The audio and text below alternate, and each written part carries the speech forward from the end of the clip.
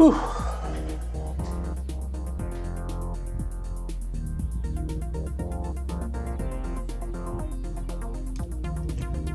Hey everyone, some issues with streaming tonight, probably related to last week, so sorry about the late start. Couldn't get my A10 Mini Pro to get a good enough connection. YouTube's still complaining. I'm using a different internet connection, so I'm actually using my backup internet connection, which is probably going to be full of issues tonight because that means that the video calls will come in on this connection as well as me streaming out on it. So yeah, we're just going to have to persevere. I don't know why I'm having so many dramas with this, but it's been working for a while, and just in the last couple of weeks, it's decided to not work. Anyway, let us know if you can hear me okay.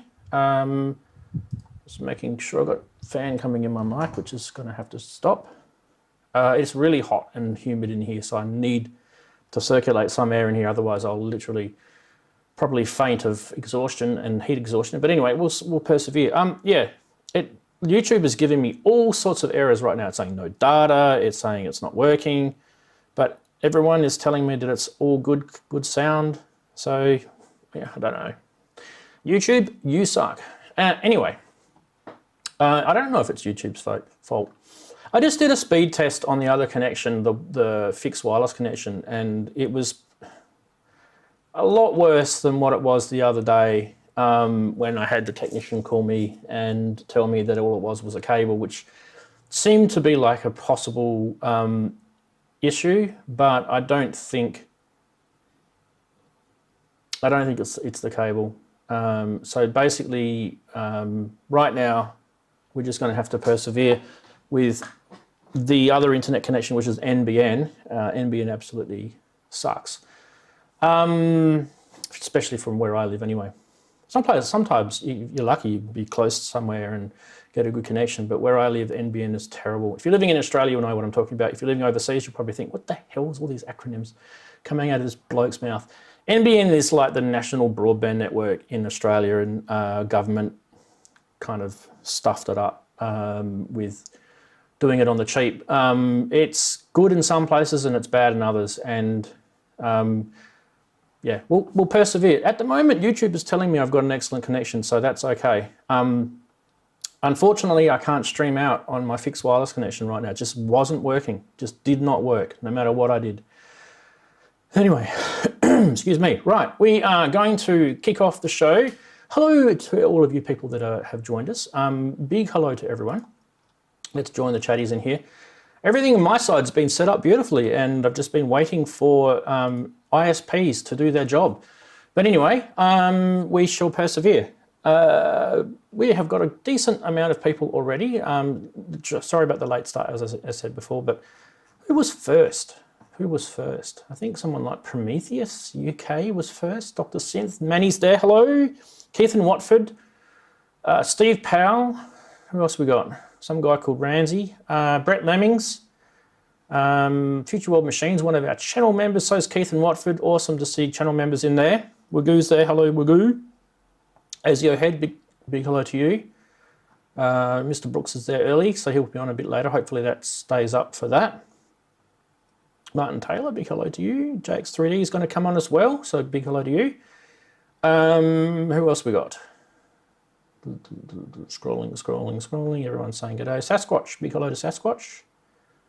And who else did I see pop in? Kind of. I think that's about it. Everyone's kind of been mentioned so far. Ken Lewis, I think. Yeah, Ken Lewis I didn't mention. Oh, here we go. Heaps of them are saying hi now. Sasha's there. Hello, Sasha. Or Sasha. I don't know if I pronounced that correctly. We also have JP Page 2, Dark Joint. We have Marcus Fuller, big hello to Marcus. Atto Z. Yeah, I think we're good. I think we've got most people. And then whoever wants to jump in at the last second will probably miss out. Okay, we are going to head on over to some, well, today we are going to be talking about a whole bunch of stuff, but in the kind of noodle part of the show, we're going to be talking about this little baby here, which is made by a company called Feedback Modules. It is the static, this one here, the little static thing on the right-hand side. Now, what is this? What is static? Okay, so this is kind of one of my little kind of nerdy, geeky sort of things that I like about synths. And you guys will know this about me if you've been around for a while. I like my different noise types. You've probably picked it up with all the names like white and pink and things like that. So this module, what happened with these guys from Feedback Modules is they thought to themselves, we're going to make a noise module, but we don't want to just give the standard white and pink, which, by the way, they do have here, but I'll explain it's not kind of as standard as you think. Anyway, so yes, it's a noise module, and you can never have enough different noise sources. And I think one of the things you probably will start to realize is different whites and different pink sounds differently on different synths, right? So these guys kind of went, well, how do we kind of capture that? So what they've done is you've got the MS, sorry, I'll just move myself out of the way. You've got the MS up the top where you've got the white and pink. Now the MS noise is based on transistor noise. So that's the kind of traditional way of doing it. And then you've got ZN, which is just here. ZN is based on a more complex circuit on a Zener diode kind of setup with some interesting features. And you've got white and pink on the ZN. And you've also got dark, I believe, on that one as well. And then on the other side, you have got a random sort of voltage thing and a morph thing. I'll talk about that in a sec, and we'll get to play with that in a sec as well. And then on the bottom part, which is kind of, so you've kind of got three sections, right? The bottom part is TR noise. Now TR noise is based on a digital shift register. So this is kind of where you get your digital noise sounds. And there is a little twist to this. This is actually really, really cool, this bottom one. So the TR circuit is modified so it'll change the sound with this potentiometer here from white noise to a decimated 8-bit chiptune-like noise. And we'll play with that in a second. You guys can have a listen to it. And the other thing too I mentioned before, we'll talk about this morph thing here. On the ZN circuit, this is a variable thing from pink to dark plus an additional output as well. So we'll play with that as well. So yeah, who is interested in noises? I mean, we're definitely going to be checking this out, but just who likes noise? We've done a noise show before, but this is a noise module. What is even noise, says Sasha. Well, here we go. Now, we're going to, we are going to use filters and effects and things like that. So what I will show you guys what this sounds like without effects, but we will all use effects, right? Let me know if that's coming through.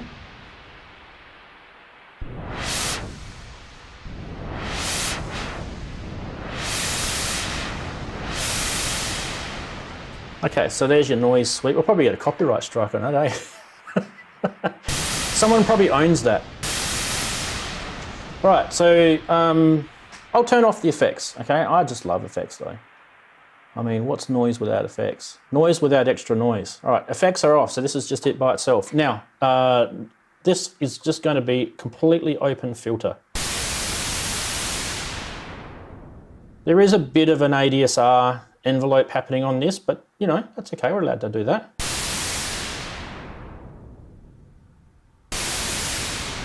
I do want to turn off any other inputs here. Yep, cool. So that is white. Let's do pink. Oh, you're going to love this. The bottom end in that is insane. I don't know if YouTube is coming across with that. Let me just double check that stream is working okay. Yeah, it is. That bottom end is insane, right? So anyway, that's just your standard noise. So yeah, nothing special there. Let's go to the ZN over here, and we'll do white here. Notice too, I should mention, guys, I do have Mordax data showing us the output of the noise. So let's just compare. Look, you can actually see the waveform there. Let's compare that white noise to the white noise. Probably looks similar, does it? Does it sound similar? Definitely doesn't sound similar. So remembering that the MS white noise circuit is a transistor-based noise and the ZN is a Zener diode-based noise. So we've got two different types of noise generators here. All right, so let's go from white to pink. Oh, that is very kind of crazy erratic noise there. Look at that, definitely bottom end on that. That's different to the MS. I'll try that on the MS. Yeah, that's a different noise. So we've got different noises. I like that. That's what we came here for. All right, let's try dark. Let's keep moving it down. Oh, it's like a thunderstorm. So you could create your own like wind and thunder and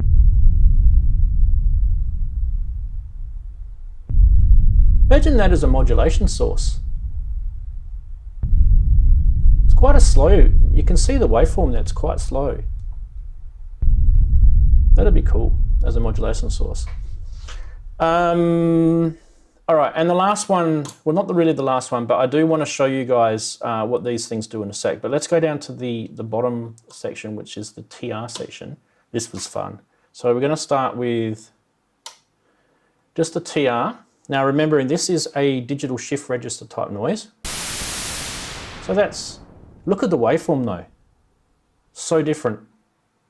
It's almost clinical, the waveform there. It's definitely not like a random sort of looking waveform. So let's adjust this. So if I adjust that waveform, you guys can see that it's definitely getting like lower. It's kind of like almost square wavy, pulse width wavy sort of stuff going on there. So let's listen to that.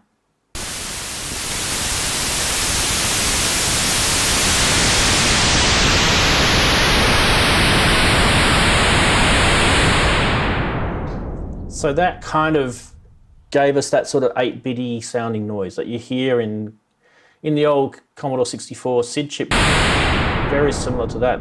If we trip this down to the chip section, listen to this.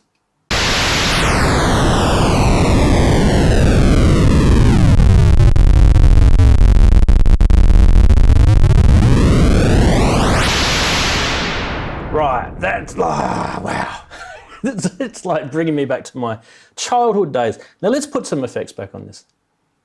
Let's put some reverb and some delay. Now let's do that sweep again.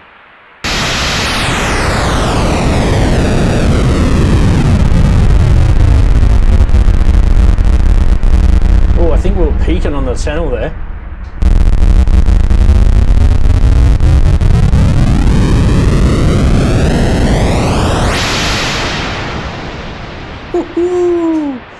What a great little module.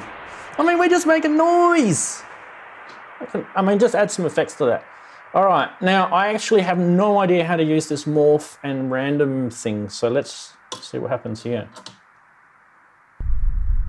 So that's kind of, don't really know what's going on there.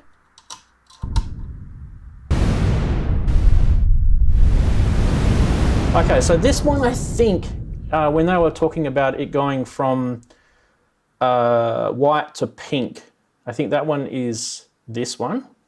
Actually, no, sorry. I was wrong. It's pink to dark. So that's probably from that to that. But this is what you get.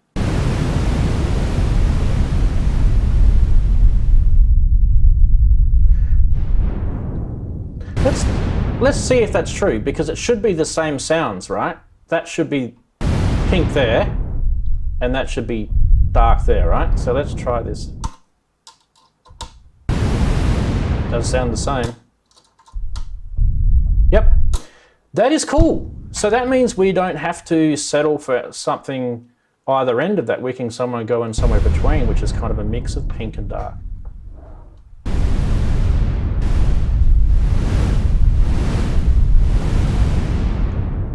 I wonder if this random voltage thing is any use to us as well. Sample and holdy type thing. I don't know what we could do with that, hey? That'd be pretty cool. Anyway, that is really quick overview of that. What do you guys think in the chat? I noticed Henrik's here too. Henrik has arrived. There he is, look. Is your audio working, Mr. Henrik? I think so. Yeah, it is. Look at that. Yeah. Cool. Yeah. But continue your pre-show. I hate to interrupt what you're doing. It's very interesting. You're not interrupting. You're interrupting. We were just asking the chatties. So we're going to ask the chatties what they thought of the noise. So we'll do that. Okay, sounds good. It's delicious, says Wagoo.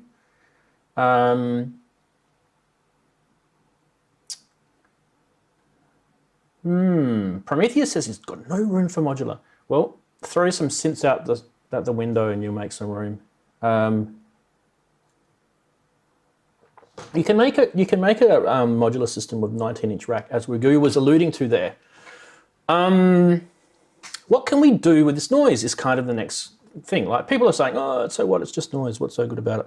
Well, mix your noise, people. Like I said before, you could make yourself, just with the different outputs, you could have them all going into a mix and you can make a thunderstorm sound with wind and rain and like that pink dark noise. That's so like, that's thunder.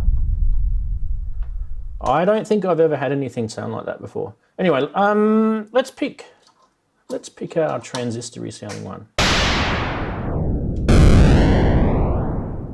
Right. Now what we're going to do is on the input A, we have a synth. And we're going to bring this down a bit, the noise. We don't want too much noise.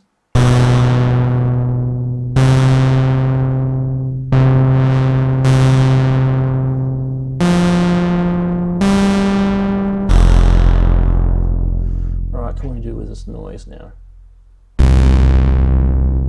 There we go. So we've got some sort of weird harmonics happening. Now the only thing I can't do with this noise, now that TR circuit there, the digital shift register circuit, technically you could pitch shift that somehow, but you can't with this particular module. But if you did have a if you had one of these, let me just get it out of the bubble wrap. We could probably plug this in and actually compare it. This is actually the SID Guts Deluxe module by ALM Busy Circuits. And on the back of this is actually the famous, this is actually a real SID chip. This is the Commodore 64 SID. It's not an emulator, this is the real one. So that's the 6581 there. One of the things this has got is, down the bottom, you can see you've got your waveform square, sawtooth, triangle, and you've got saw. And the cool thing about this is it takes volts per octave input. So you can actually pitch the noise, which is actually a really cool feature of that. Well, it's actually the SID chip that's the feature of it. So we could probably try that out as a comparison if you're kind of into that. We'd have to turn this off though. I don't have a great deal of space in the nifty case here, so we'd be losing, probably would have to lose something, maybe the Mordax data. We could lose the Mordax data, I think. We don't really need that. Yeah, how wide is that module? It's definitely wider than the Mordax data, but I do have some space on the right, and I don't know. Oh, geez, I tell you what. With a bit of Vaseline, eh? With a bit of Vaseline, bit of KY. Ah, dearie me. We'll get that in, as the actress said to the bishop. Right. Yes, we should probably try and make this sort of sound a bit more musical, hey? So what have we got? We got some reverb. That's the FX8 there, Mr. Brooks.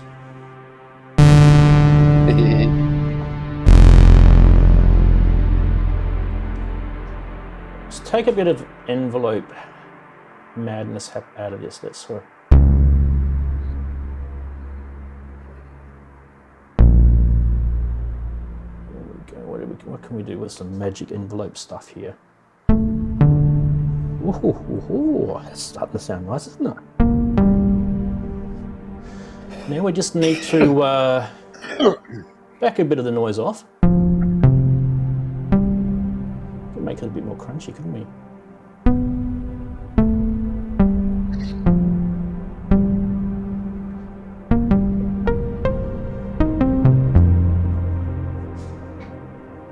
What about some delay?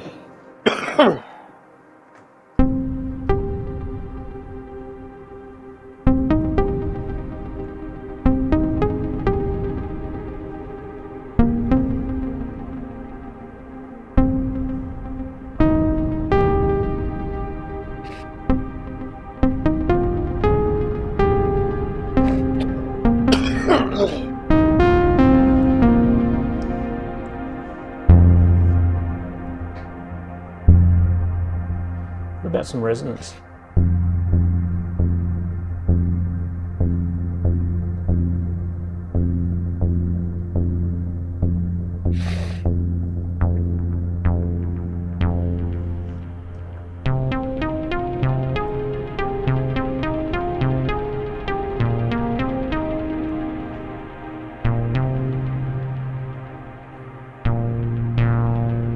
I feel like we've lost a bit of the noise out of that resonance. When you put that, it's a typical 2500 filter. You put the resonance in, it just drops. It drops that low end a bit. Yeah, you can. If I was to drop that resonance, that noise would be so loud.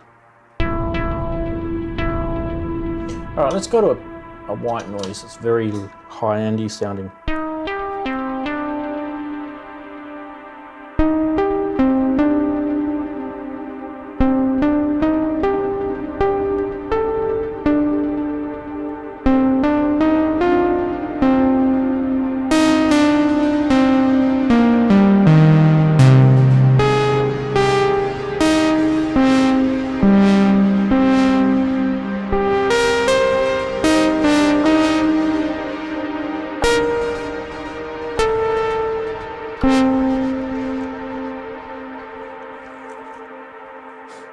Bit of noise in your life, as they say.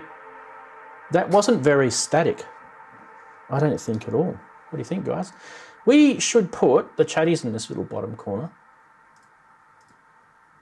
Guess 2 we don't need. Chatties. Boom. All right, this is all we've got today. Hey, Mr. Brooks. Hello, hello. I'm all right. Yeah, I'm all right. I'm all right after a fashion. That's nice. What should we do? Should we turn this off? Where are we going for time? It's only, yeah, we've only been doing it for a little bit. Turn this off. We'll take Mordak's data out. I think we're going to need the room. We'll shift all this stuff across, eh? Well, we've got a little bit of space here where my finger can slide in. And I think if we move all this to the right, we can put more, we can put SID there. We can have a static there. And then we'll compare the two with the two inputs on this filter amp module. It's like a little mixer. All right, she's turned off, so I think we're safe to butcher this. Why don't we go to you guys while I do that, because that's going to be about as exciting as watching wallpaper fade. Some people actually like that stuff, believe it or not. Someone unplugging modules. Personally, I don't think it's it's not riveting vision. I'll just give them a tease. There you go. Look, I'm unscrewing the knurlies for you. Look at that. Does that give you a little buzz? So yeah, that's what I'll be doing while you guys are chatting. What do you guys? Gotta love them knurlies. What do you guys think of some of the stuff that feedback modules are bringing out? Eh? It's just out of the corner. Did you see the offer that was on yesterday? Did you take advantage of it? Because I didn't, because I backed out. Oh, they've got a new module coming out, and if you spent €150, they will send you that one in addition to it all. And I just thought, no, because I'd end up buying things that I wasn't planning to buy it. So I was very good and didn't, and now I'm wishing I had. because I've missed it. But in the process, I was looking at that noise module and thinking, oh, I bet that's really interesting, but I don't really know. So I'm really pleased that you're showing what it's on here, because I was like, oh, that could be interesting. So, yeah. I find that weird Gonna because I jump was in and get talking a to couple of their modules, I actually. was literally talking to him the other day, like literally, what, Wednesday? And he mentioned nothing about the offer that you're talking about. And you'd think he would have. Oh. But what he did tell me is I apparently said something wrong about when I was talking about the one bit, 8-bit, 1-bit multi-tap delay module, which, my God, I love that module. I'm going to show you guys something that I've been doing with that. I said that it was bucket brigade delay in there, and that's actually not true. Apparently there's no bucket brigade delays in there. They are, well, I can't actually remember what he said it's called. I can tell you, but on the email he says what it's called. Where are we? They are AD to DA conversion with logic chips. So there's a sigma delta delay, and this is probably electronic engineering talk, right? And what that means is the resultant digital signal is delayed by an 8 SRAM 64K memories. And the tap output is connected to each memory so that the switches that you see on the Eurorate module, so that you can switch between the delay signal. The delay actually has no CPU, and the analog to digital AD to DA circuits the memories are clocked by an analog VCO, which is controlled by the time pot. And apparently that was the first type of delay used in the studios in the 80s. Some examples of this are the ADA STD1, the Delta Lab Effectron, the Ursa Major Space Station are some of the ones that use this particular technology. So there's an errata and correction from me. So I stand corrected. It wasn't a bucket brigade delay. It was the Sigma Delta delay. And that kind of now makes sense, because I was thinking to myself when I was using that, this is not behaving like a BBD. Because when you actually muck around with the time, it starts to kind of beat and it pops. And I thought, no, BBDs don't do that. They will just literally go on forever and ever and ever and ever, because of the nature of the thing, right? But that wasn't doing that. So and then he messaged me, and I was thinking, what a timely message. Has he got a camera spying on me in here or what? You know, thought came in, email came in at the same time. You're giving them some good promotion on this little channel, Ranzee. So I mean, I'm sure he's very happy that you make mistakes, because it's even more something. Something more to talk about. It's something more to talk about. Yeah, I mean, it's just So, and they are really interesting modules. I definitely think I'll be getting a handful of those myself at some point. I should show you the back of the Mordax data while I've got it out, because that's something that I wanted to show you guys last time. And you can't show it when you've got the thing plugged into your Eurorack, right? There's a reason why I want to show you the back of the Mordax data, because it's actually got a little SD card slot in there, and that's where you can do some fancy stuff with it, like load firmware and update it with a thingamajig, a jingamithig. Oh no, it's not going to fit. Well, that's not fair. I might have to we'll have to take the LFO out. It's literally, it's about a 2 HP bloat here, people. Baka. Look, we'll take the LFO out. We don't need the LFO. All right. What a bum. While I've got the Mordax data out, let's do that first. Because I thought that was actually pretty, this is a really nice design. Let me just switch back to that. So there's your little SD card on the back there. There's the serial numbers for those playing along at home. Don't steal my software. No, it doesn't. I don't think it does anything. Yeah, go to there. God, it's hot in here. I don't know if I'm going to survive the show with this heat in here. It is shocking. Everyone's going to be swearing at the screen because they can't handle the fact that there's no screws and modules. At the moment, there's no screws in the modules. What are you going to do? All the OCD people are going to be like losing their shit right now. Hey, that little jam you did on during the week with Grace was really good, mate. Really, really good jam. Thank you. I digged it. Yeah, we had a blast doing that. We had a real good time, and going around after I'm done here. I'm going around. I'm actually going to be taking both cases round because it's hardware jams we're going to do this for, and the theme is where do we go when we sleep? Well, that invites all sorts of things. So yeah, we're going to have a little play about later and see what we can come up with. So I'm taking two cases. Where do we go when we Beat-Step sleep? Pro and the Key Step. Done some recording of samples. Sent those over to Grace already. Samples. Wow. Yeah, me reciting poetry. Me reciting poetry is what it was. At 4 o'clock this morning because I couldn't sleep, and which is ironic. That works.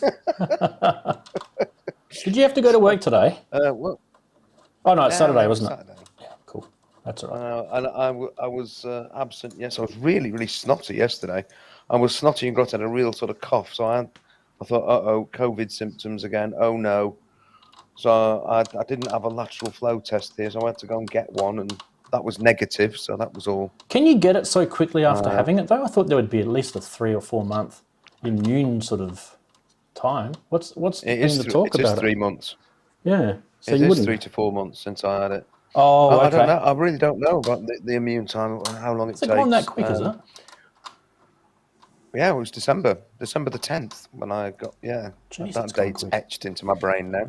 Yeah. That's flown, December by. But if you get it often scary. and it's as mild as it is, then it's good for your future. You'll be immune. It's just a cold. Yeah. But I think for the majority of people now, if they've been vaccinated, it's probably it's still not nice. I wouldn't wish anybody to get it. You know, it's like sort of flu or just a common cold. It can be blooming horrible.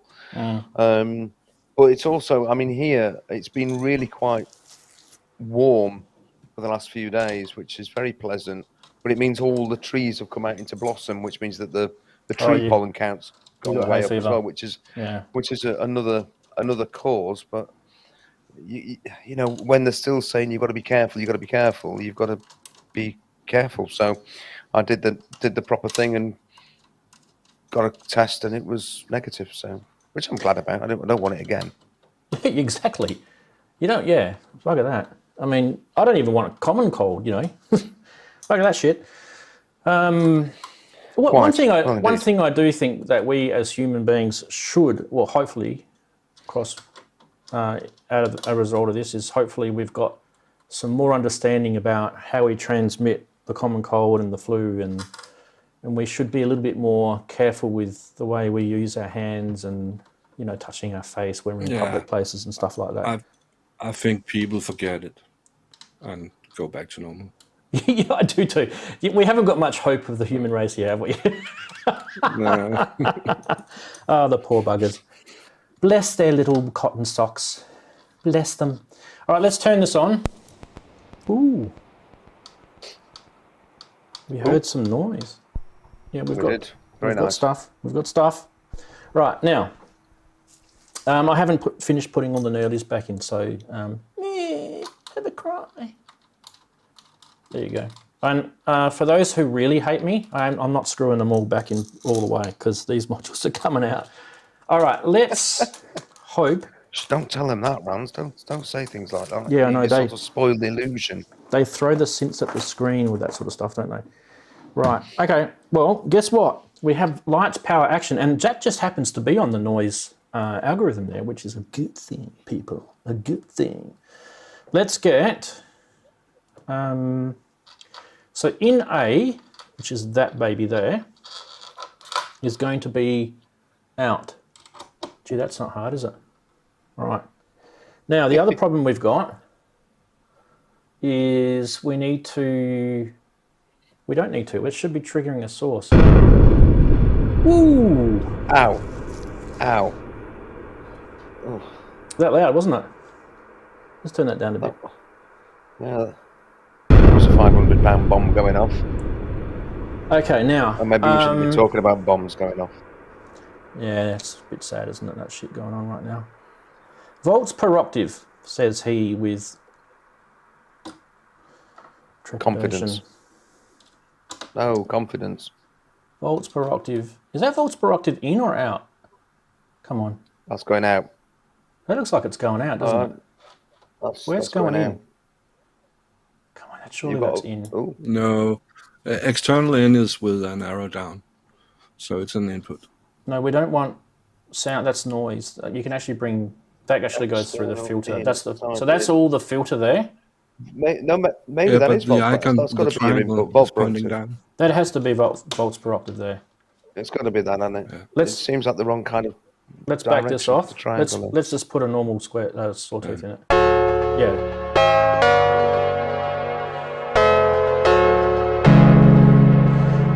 Hello, everybody. Welcome to SID. This is actually a Commodore 64 SID chip, so stick that in your pipe and smoke it. Right. There is no, okay, so there's no static coming out yet. We're just gonna see if we can pitch this sound a bit. And I could have actually spoken wrongly here. Yeah, there you go, so you can hear it pitching. Let's turn the effects off. That's cool. There you go.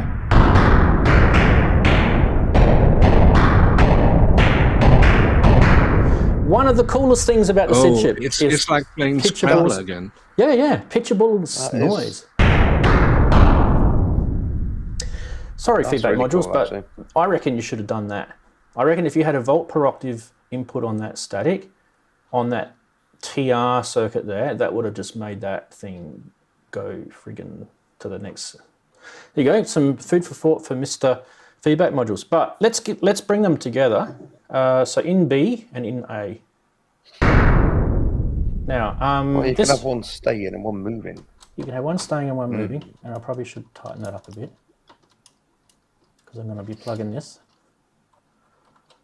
You know what I've noticed on this particular camera, that you do actually get to see the nice pretty gold that he's got underneath those potentiometers. See how it's gold? Nice. One question, Ranzee. The 1006 filter, does it sound like the black one from Behringer?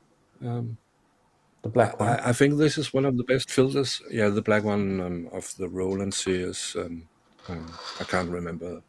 The grey one. Name of it. That's the System 100 ones. Is that what you mean? Yeah. No, no. there's a System 55 as well, isn't there? There's the system filters. Yeah, so no. Which are Moog. No, it doesn't sound like the System 100 grey ones, and it doesn't sound like the Moog one either. This is modelled after the 2500. Yeah, it's because I think this filter sounds so good compared to I have a sim filter and the extreme filter, and this 1006 just sounds better. There is a better one. It's very good. Yeah. You're going to kill me when I tell you this, but there is a better one, and it's not that. And it's not that. I'm just getting boxes out here. It's not that. It is. Is it this? It's not that, because that's the envelope. I have the small one, the narrow one, 121.3, I think. Yeah. Here it is. Found it. It doesn't sound as good. The depth one. It's this one. This is the better one. Yeah. Yeah, it has the high pass and all that. That one has got the most insane amount of resonance that you've ever seen in a filter. I mean, it's so the 2500. People can complain about the limiter function. Have you got it to work? On the other one, yeah, I haven't gone through that filter properly yet. I've actually in the middle of shooting a video on this one at the moment, so I could probably tell you all about that. But I can't tell you about the other one yet because I haven't finished doing my research on it. But anyway, we won't digress because I actually want to bring these two things in together. This to me is kind of just like what you would expect a filter to sound like in a synth. Like it's resonanty if you want it to be, it squeals if you want it to be, it's got keyboard tracking, it's got a decent low pass. The only thing I would say, it's probably not as dynamic as some filters. Some filters have a higher cutoff than this. You can, play with the cutoff.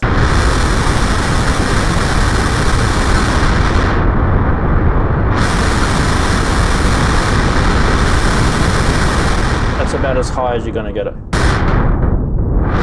Yeah, but what I like about this filter is you have more button to play with compared to many other filters. It's very good at the bottom. More low pass. Yeah. Yeah, it is a low pass filter, but I can't explain it. It's just like you can do more in the button here than you can do on the Döpfer Extreme filter or Sem filter. You can do more.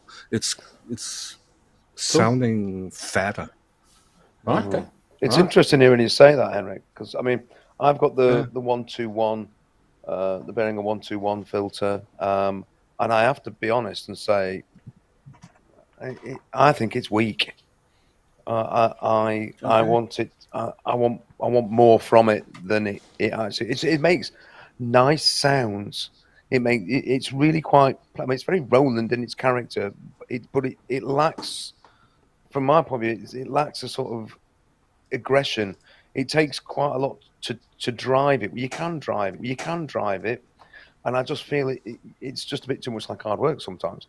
And for that reason, I'm thinking I need some different filters in there. So, interesting to hear you talk about that, because I was looking at the Döpfer ones. I mean, everybody needs a Wasp filter, don't they? So I'll probably get that one at some point. Have you got one, Rant? I don't have the Wasp. Don't you? Everyone needs a filter. Okay, so my reaction to that will be the Roland System 500 505 module, which has got the SH5, I think, filter in it. That's just like, I've done a video on that on one of my streams. That thing is just crazy, that filter. So the other thing too to notice is that I don't think the System 100M filter was ever anything amazing, even when Roland made it back in the 70s. So what Behringer have done with the one, what is it? The 121 or whatever it is, the filter? 121, yeah. It would probably be similar to that. But the Roland 521, I think probably sounds exactly the same. So I wouldn't be going, I'll just get the 521 because it might be better. I don't think it's any different. What else can I say? The filter on the Behringer System 55 stuff is good. I've got one here. So that's the Moog ladder filter on that. This filter is probably modeled after the Moog ladder filter, because this is, I see this as sounding laddery like. And to be honest, I haven't actually, before I comment on that, I should probably educate myself, because I tell you what, sometimes I can put my foot in it. Where was my... But what Andy said, it's not aggressive. I agree on that, and therefore, of course, you got to have more than just one filter. You have to have 10. Yeah. Oh, don't tell me that. Oh no. but it's true. Geez, I've done. Well, that does sound really good. I mean, that filter amp sounds really, really nice, actually, to be fair. It's a big module, but the fact you've got a filter and a VCA built into it, that's probably worthy. But yes, it's certainly making it sound nice there, Ranzee. Okay, so the 1006 is a... Is it the 1000? Yeah, that's the 1006. I don't think I've got the right information in front of me here. No, that's the mod amp. Okay, all right. I was just going to talk about something different about that, but I don't know if I've got my information ready yet for that. No, I don't. Bugger. Because I've done what I've done. I probably should go back to us. I've done oscilloscope waveforms on the 1004 oscillator on the envelope generator, which is there. I've done like screenshots of voltages going through it and like different waveforms going through it, all sorts of stuff. And I've tested out to see what maximum and minimums, even though they're advertised maximum minimums on it. And all of this is going to be, there's going to be like a short version for the public that they'll be able to, digest in a few minutes. And there's going to be the full nerded out, geeky version for all the people that are going to be either Patreons or channel members on YouTube. Plus, on top of that, there's a complete PDF downloadable user guide for all the System 2500 modules, which goes into things that the Behringer user guides, which I don't know if you guys have seen them, but they're completely like, I'll show you one. They are this. Oh, that's really pants, aren't they? So the user guide that I'll be giving you guys, I've gone and researched the original ARP 2500 user guide, and I've brought information across from that and put it together so that you guys will be able to get the best out of this stuff, and that will also be available as well. Yeah, what's that? The Clavish user guide. Put a quote. You want me to do one on The that? Clavish user guide is even worse. It's the same whatever model you buy, and it has one or two pages of manual. It's advertising, right? It's full of ads. Yeah, I know. I was just as impressed with that one as well. All right, can we get back to yeah. Hang on, Ranz, before you do it, just wanted to mention that the Wagoos posted a quote from the guy who designed the Behringer ARP modules. It says, ARP 1006 module consists of a traditional 4-pole low-pass filter, followed by a voltage-controlled amplifier. The filter is Moog transistor ladder with transistor buffer amp. Yeah, yep, so there you go. Yeah, thank you, Wagoo, for that bit of lovely info. Cool. Right. We shall hit that button and make you go upside down. And let's get back to noise. Yay! Shall we bring FX8 in? I think we should. Ooh, look at the lovely reverb.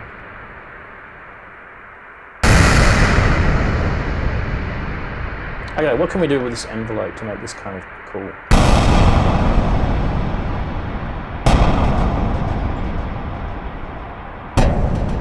Ooh.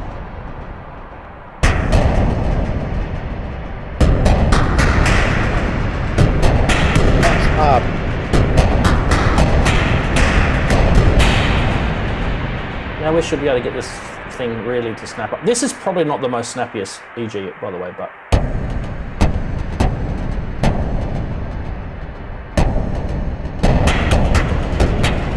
we want a little bit more of a tail on that, don't we?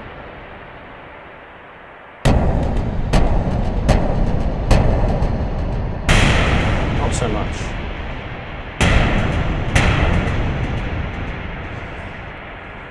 That reverb sounds like it's...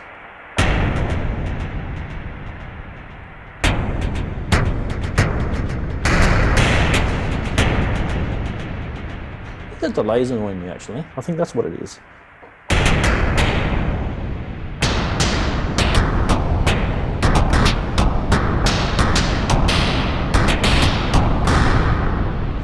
Now, if you take that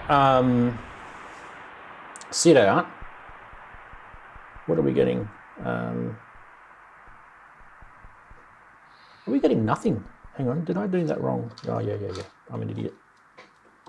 We weren't getting any of the static in that, by the way. That was literally just SID then. Okay, let's do static. Let's do apples for apples. Different volume. All right, there we go.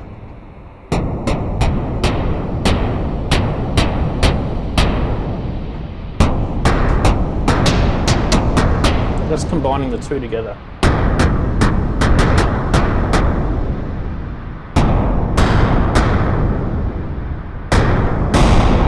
Right.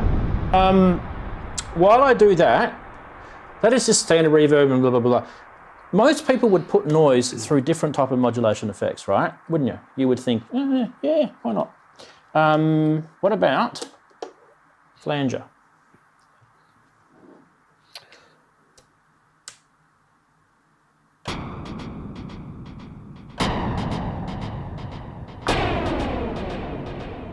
All right, we should put a bit of a tail on this, shouldn't we now?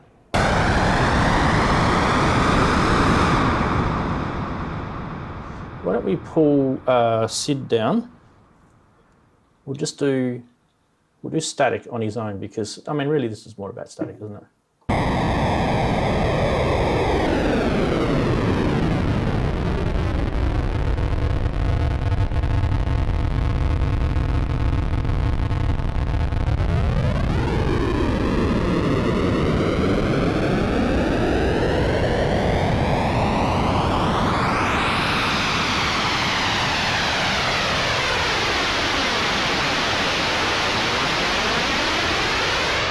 So you heard the flanger in the back, right?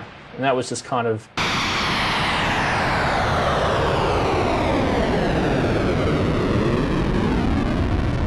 That was decimating the flanger as it followed the flanger's kind of curve, which is a cool thing to do.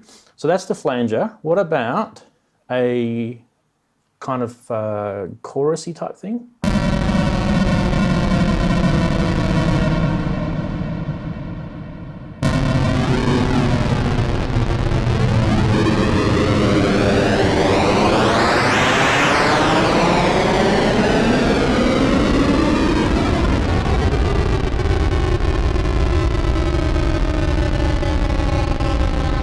The chorus just loves to pick up really sort of edgy waveforms, which is one of the things I love about. By the way, the chorus that I'm using is the 172 System 100 Behringer clone. It's called the audio delay, so it's really just a chorus or a flanger. But you see how it picks up the edges of that noise waveform, and it just really just grabs onto it and modulates it, which is what I love.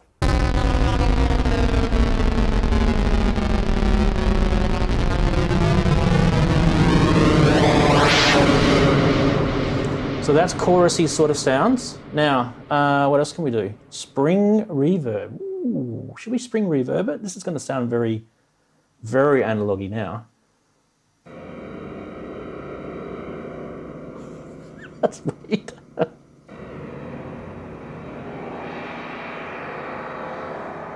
Just to prove it too, I should bang it, shouldn't I? There you go.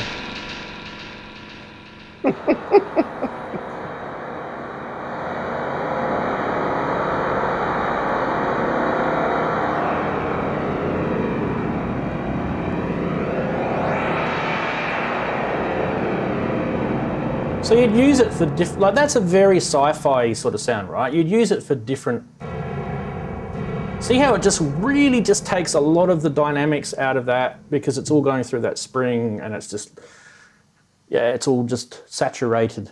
I do love that spring reverb, by the way. It's actually pretty cool. All right, what about? I have another relationship to spring reverb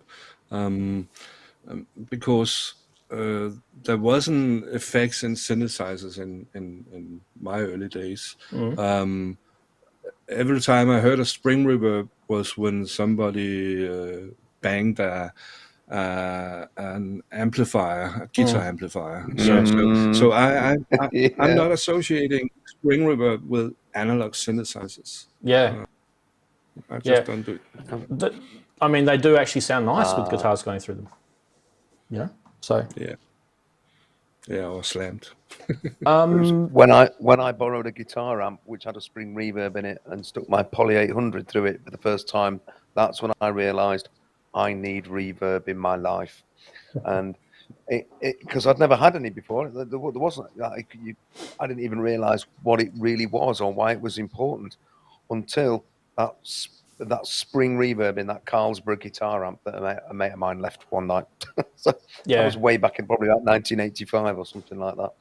But yeah, it was an eye opener. I had one. But as actually, well. that split was sounding great. I do want to do one more thing though. You I go. built one myself, Just a Kid, a Danish electronics company, which doesn't exist anymore.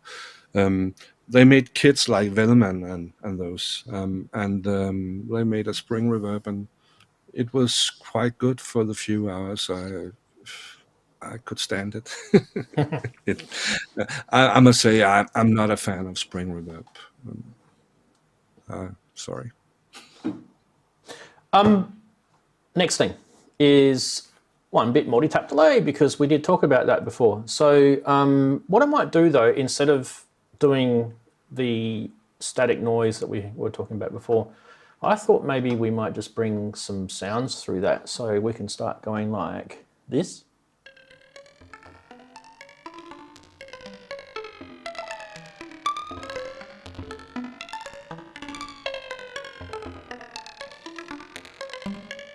Now, have I got my camera on?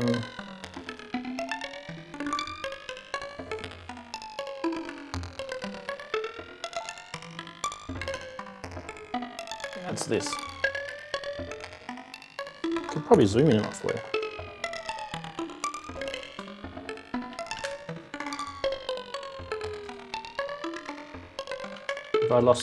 I've lost my controls, I think. Now I want to show you what I'm doing here. I zoom in.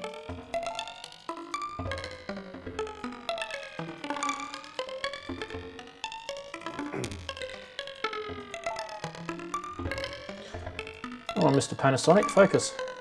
There you go.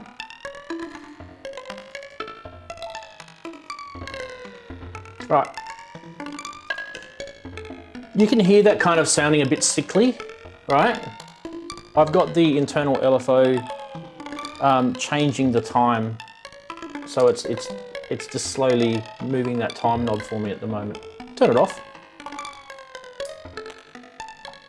and that's more static now. See, but I don't think it in a song when you actually start in a track when you start actually mixing that in. Sometimes those static delays can be a little bit boring. When you do that, it just gives a bit of a tone sound to it. Then you can bring other things into it, like drums. And the old Bassimilus.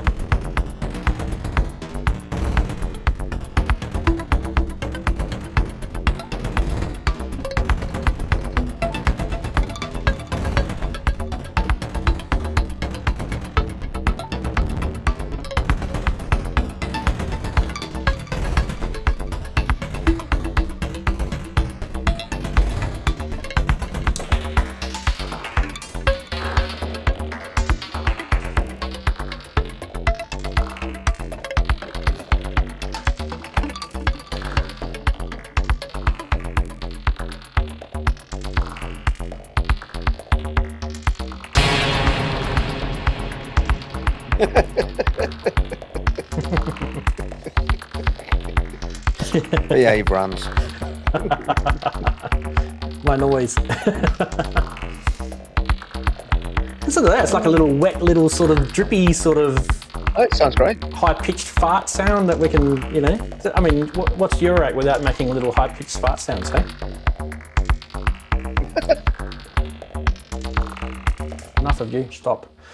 Yeah, anyway, so 8-bit multi-tap delay with that sort of nice, you know, very slow LFO, but just munging that sort of time knob and just making it all sort of sound a little bit sickly. It's kind of cool. I actually enjoyed that module. It just keeps giving. And I haven't even really gone into the looping part of it a lot. I mean, obviously you can start really pushing the feedback and looping it and mucking around with that sort of stuff, which I think is a different Cool.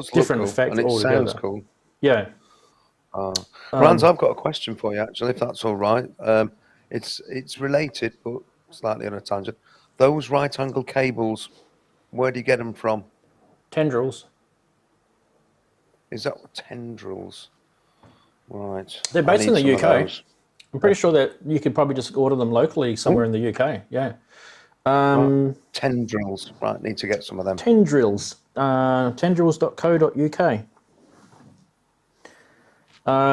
Right. Go back to the stream I did on managing your mess, which was a couple of weeks ago. Yes, yeah, I know. And I forgot about what it was. Yeah, all the information should be on there. We actually showed the website and everything on there. So I can't remember off the top of my head, but tendrils.co.uk, I'm pretty sure will get you there. Right, brilliant. So I think we finished with noise because you can only do so much noise. But I think honestly that the whole point of this stuff is to get you guys thinking a little bit more about what is possible with your systems. What are you showing me there, Henry? It was because we talked about manuals before. Yeah. When I think about this manual from Rides in the Storm, the model was wrapped in it, packed in this, wrapped in this, and I'm not sure it's smart. Of course, they're thinking about the environment and things like that. Or say they are, but to read it or use it in future, I will have to scan it and print a new copy, which I can read because this is difficult. Do they not have a download on their website for it? Probably. Oh, okay. But still, I have to use a new paper to do it. And ink. Why not make it right from the start?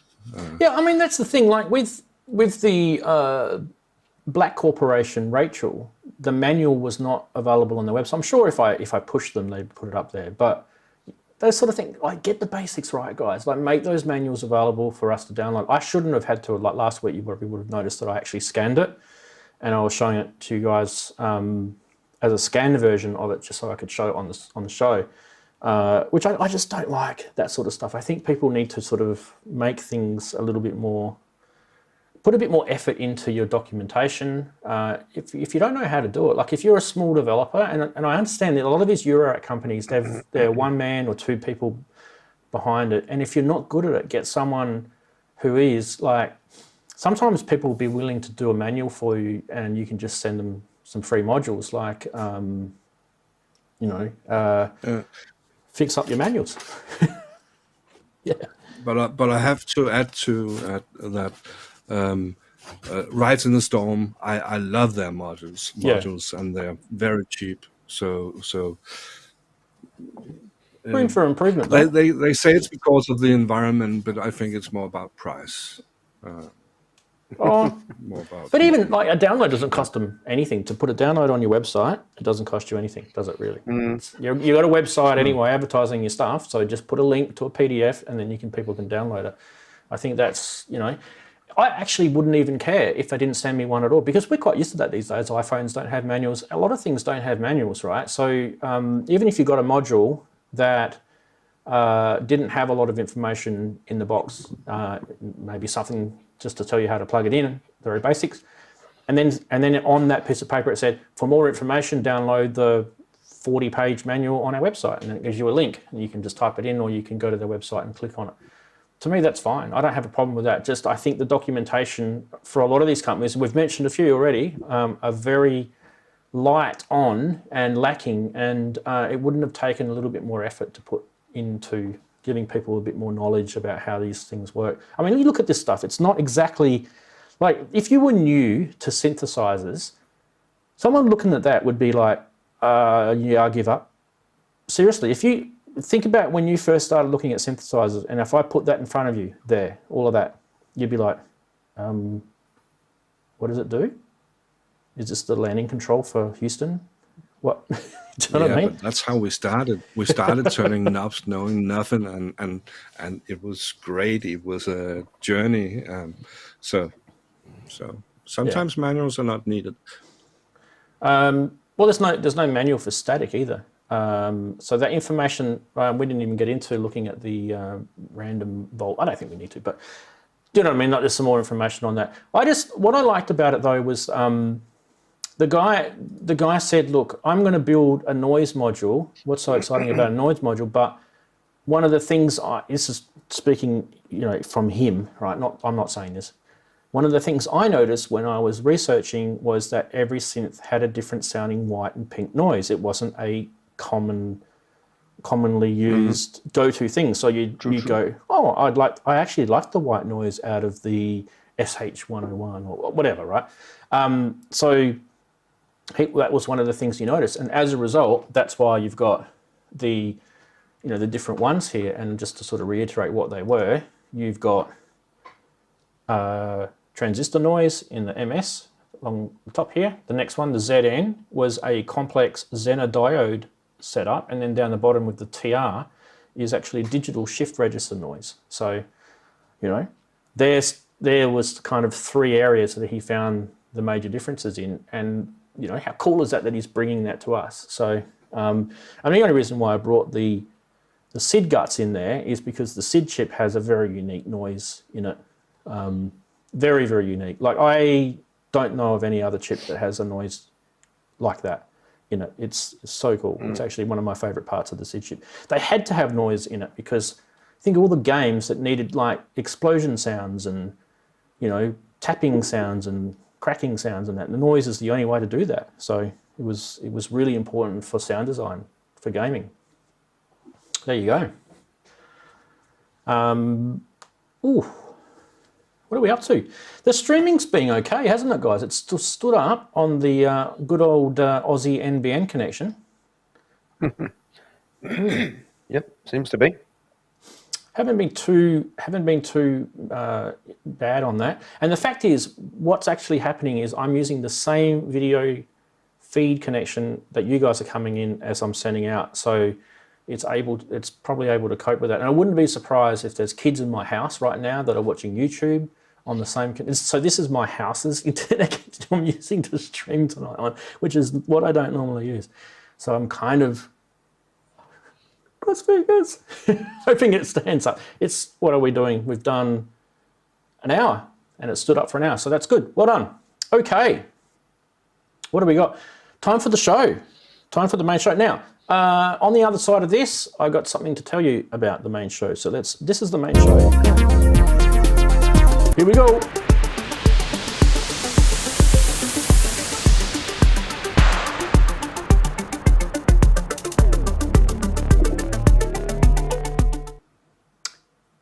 Indeed, I do have something to tell you about it. Next week, which I believe will be the 2nd of April, if I'm right, the show that's on the 2nd of April. Have I got that right, or am I a week ahead of myself? It's not. Yes, it's the 2nd. I'm good. I am good here.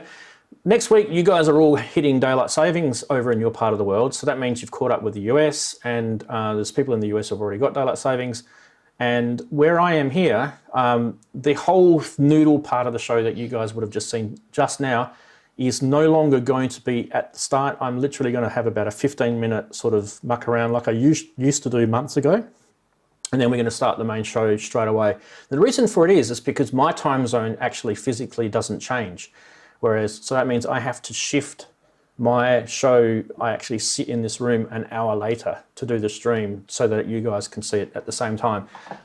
So just remember that. So next week, we're not noodling for an hour before. We are going straight in, and it's going to be 1:45 to 2 p.m. UK time. So we've got 15 minutes to muck around before that, and then 2 p.m. we go straight into the main show. Speaking of which, we've got some wonderful video guests here, starting with Mr. Henrik, who's JX3D. Big hello to you, mate. Thank you for stepping in. With Darren's, he's been absent. I just want to, before I go to you, I just want to quickly mention to you, for those who are wondering about Darren, he's an awesome guy. He just said to me that he had to go out this Saturday for something. Obviously, it would have been pretty important for it to beat, probably maybe it's the wife's birth, I don't know. Like, it would have been something important, right?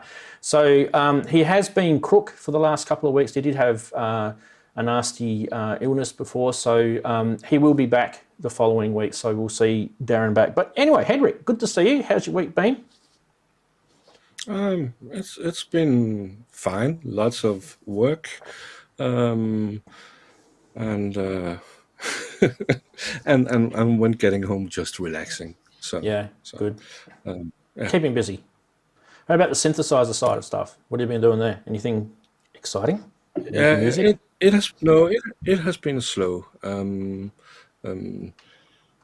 Yeah, I haven't really done anything. I've tried to play with a little with the Typhoon, but I must say this way. I must say I don't love it. I thought I would, but well, I played a little bit with that, and then with the Hydra synth a lot because I'm considering if I should get an Explorer to yeah, an additional Explorer to my keyboard version. Okay. But I'm not sure. I'm still considering it's the typical gas. I have an amount of money to use, and I may use it on that. Yeah. Well, Maybe something else. I don't know yet. we can come back to the Dreadbox because I do want to ask you a question about that. So yeah, definitely come back to that. Mr. Brooks, always good to have you, sir. How's your lovely week been? Hello. Well, it's sort of been a week. As people may well be aware already, went round to Grace Griffin's on Wednesday and did a jam. I took the BeatStep Pro and this case. This one. And we went round and we just sort of did a jam and a noodle. First time we've done that in 20 years, and it was great fun. We enjoyed it. So I'm actually going round tonight after this, and I'm taking both cases and the BeatStep Pro and the KeyStep, and we're going to do another jam for hardware jams tonight and see if we can get something going. Now, Grace is very good at doing so. She's got some quite nice video equipment and stuff, and knows how to use all that sort of stuff. Very good. Yeah. So we can just she just does that, and she's brilliant. So that's tonight. And yeah, honestly, with your I'm going to permission, say something. Are you okay for us to share that jam on the stream today? Absolutely, yeah. Okay, good. Good. Absolutely, yeah. I want to share something about this because that was on Wednesday, and on Thursday I was just glowing. It sounds silly, but you know we've talked about mental health and stuff before, and things, and I just felt totally different on Thursday. It was like, this is what you needed to be doing for months, Andy. You're an arse for not realising it. So really great. It was big help. Big thank you to Grace, because she's dragged me out of here and yeah, done me a lot of good. Really appreciate that. So hopefully there'll be more to come, and we've had some really positive feedback from people. So thank you everyone who's taken the time to comment on that. And the feedback's been really impressive to read, and thank you so much for taking the time to comment. No, that's fine. Henrik actually had a question. I don't know if it's for you, so if it is, I'll go that way. No, it was not a question, but it was because Andy mentioned the MPC, and you asked about my week, and I actually spent a few days with the Force. I haven't been using it a lot, so I decided now I gotta get started. So I plan to make an album on the Force. It may not be the first album or second album coming, but I will use the Force for a whole album. That's for sure. Oh, you can easily achieve that. Oh, good luck with that. I'm actually excited to hear that. And about Andy, I actually saved the post yesterday with your jam, but I haven't got the time to see it yet. I'm so sorry. I really wanted to. No, don't worry. You'll see a bit. If Ranzee plays some, you'll see a bit today. You'll get to see it, yeah. Yeah, no, don't worry. Yeah, you'll get to see it. Do not worry. While I'm mentioning it, really good point that you mentioned, Mr. Brooks, about mental health, because, like you were saying that. Why did that not work? Okay, I don't know why it's not working. I will just put myself back in there. There we go. So the point about mental health, that you correlated that connection to you jamming with Grace. It doesn't have to be Grace, it could have been anyone, but I mean, obviously Grace is awesome. So, and you guys have got a history. But that whole sort of feeling that you got, the vibe that you got from doing that has created a foundation for you to lift from. And I think that's really important to remember, because the more you do that, the more that you can get yourself doing the things that you love doing.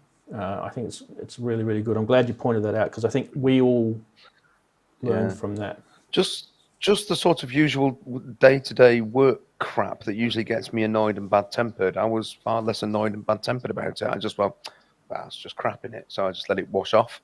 Yeah. Whereas previously I was getting sort of tied up in knots about things which are not worth getting tied up in knots about when you take a step back and look at them. Yeah.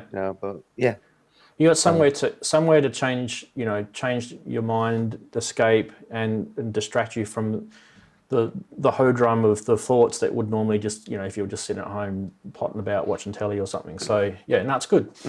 Awesome. Okay, we have got segments galore. Let's hit the first one.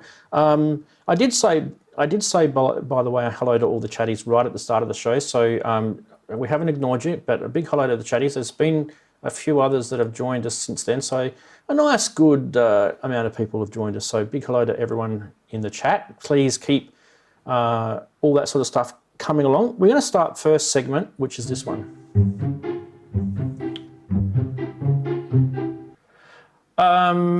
Yes, what have we got here? An algorithm. No, it's a waveform with a kick and then a snare, and then a kick and then a snare.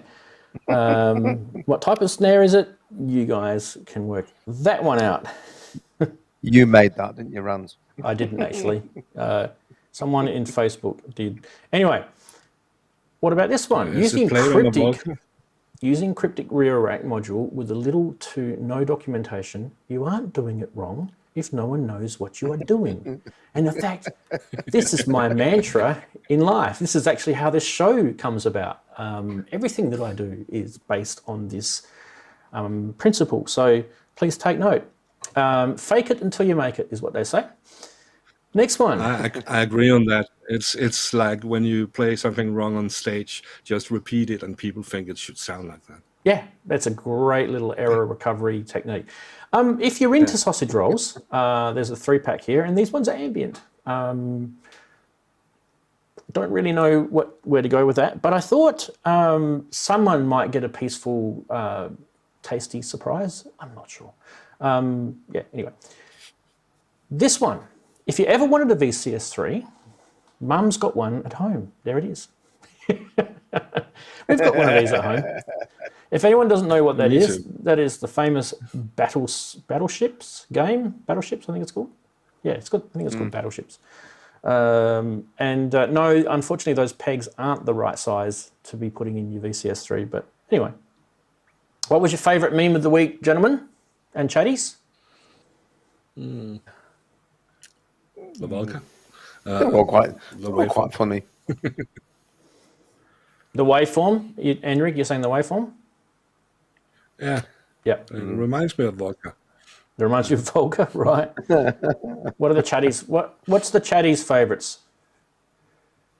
808 sausage roll, says Future Machines. Yes. I need some ambient sausage rolls.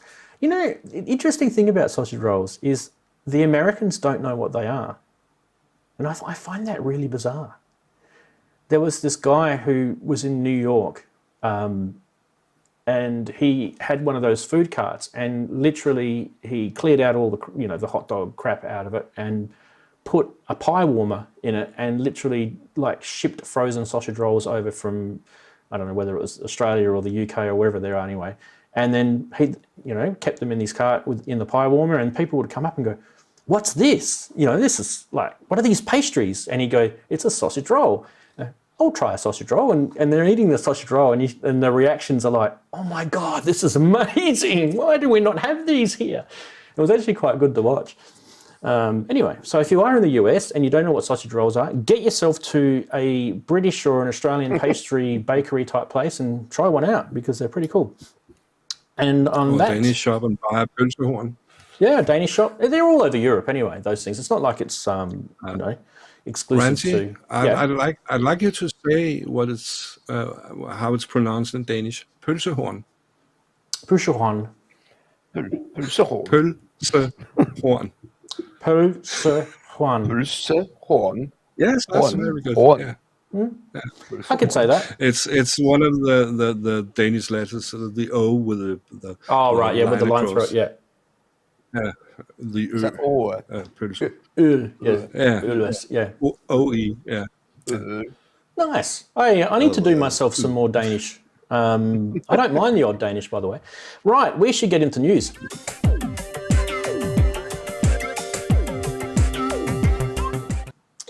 Yes, here we are at the Geekery news. That's not the right bloody thing. Why does it do that to me every single time?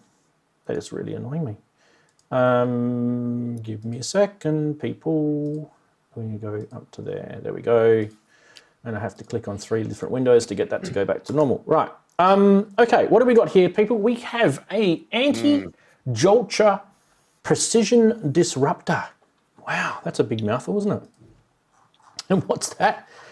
Everyone is saying, what the hell is that? Well, it predicts eclipses from the look of it. Yeah, this thing has got lots of lights and lots of moon phases, and like Andy said, predicts eclipses.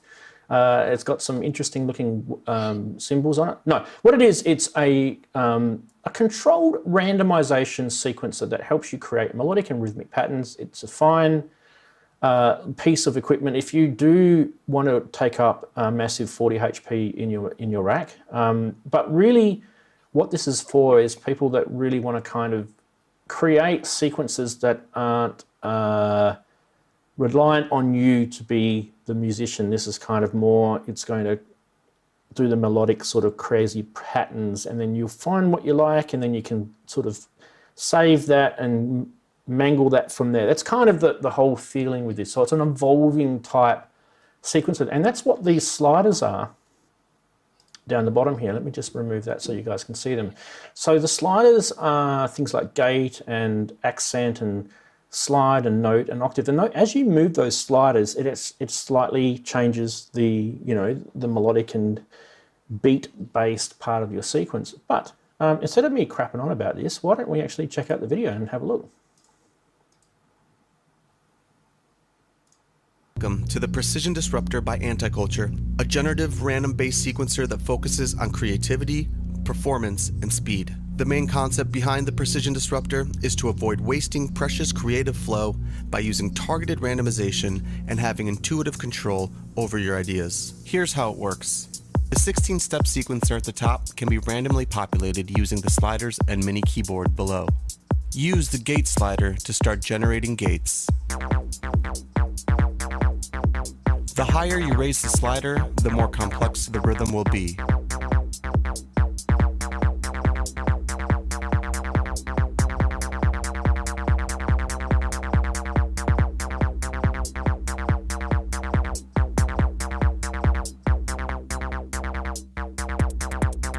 Notice the white buttons in the note and octave section. These are the root note and root octave for the sequence. They can be easily changed by holding a different note or octave button.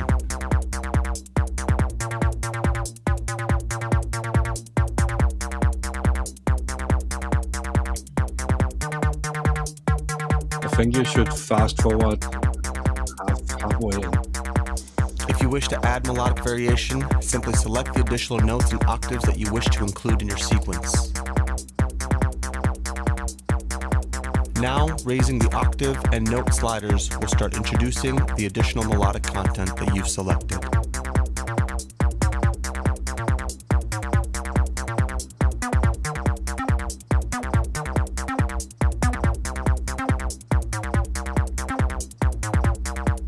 Let's add a snare for some color. For additional depth, use the accent output to ping VCAs, filters, or whatever else you desire. Raise the accent. So Henry, where do you want me to fast forward to? More is happening in the middle, but still, I don't think the video shows everything, but it's Well, we're not going to interesting. watch all of it. It's 10 minutes long. But I just thought the first part will show just the basics on how those sliders interact with the sequencer itself, which I thought was intuitive, and we'll talk about that in a sec. Choose the gate you wish the sequence to repeat on. This is great for creating polyrhythms.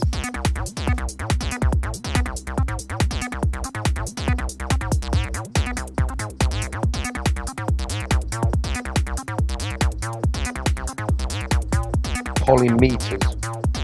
Yes. The bottom row of the sequencer is for storing and recalling 16 preset patterns. Copy and paste patterns with ease.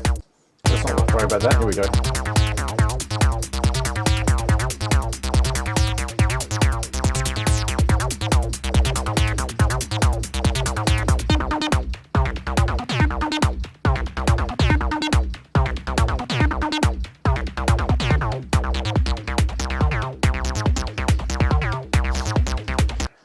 Okay, so the big thing here is unpack all this. Look, I don't know if I would be putting my hands up on a modular sort of thing and be doing all that sort of stuff. To me, that's kind of tiny little buttons. I'm not really sort of sure that's kind of where I go. I think this would actually be better off actually being a desktop module, to be honest, with bigger knobs and, you know, like... It's quite a big box as a Eurorack module as well. Yeah. And I think really there's a lot of electron in this. I don't know if you guys picked up on that when he was showing the keyboard. Like if we have a look at that actual graphic there, you can see there's the keyboard on the bottom right-hand corner of it. And if you look at the Electron Analog 4, it's the desktop module. It's got the same sort of thing. And the way that kind of works is similar. So in a way, that's not a bad thing. I'm not saying it's a bad thing. But if you wanted a Eurorack module that's a sequencer that kind of has a bit of electron sort of feel to it, this kind of does have that, which is it's a good thing. Anyway, I'll go to you guys. What do you guys think? We'll start with Mr. Henrik. I agree. It would probably be better as a desktop model. I think,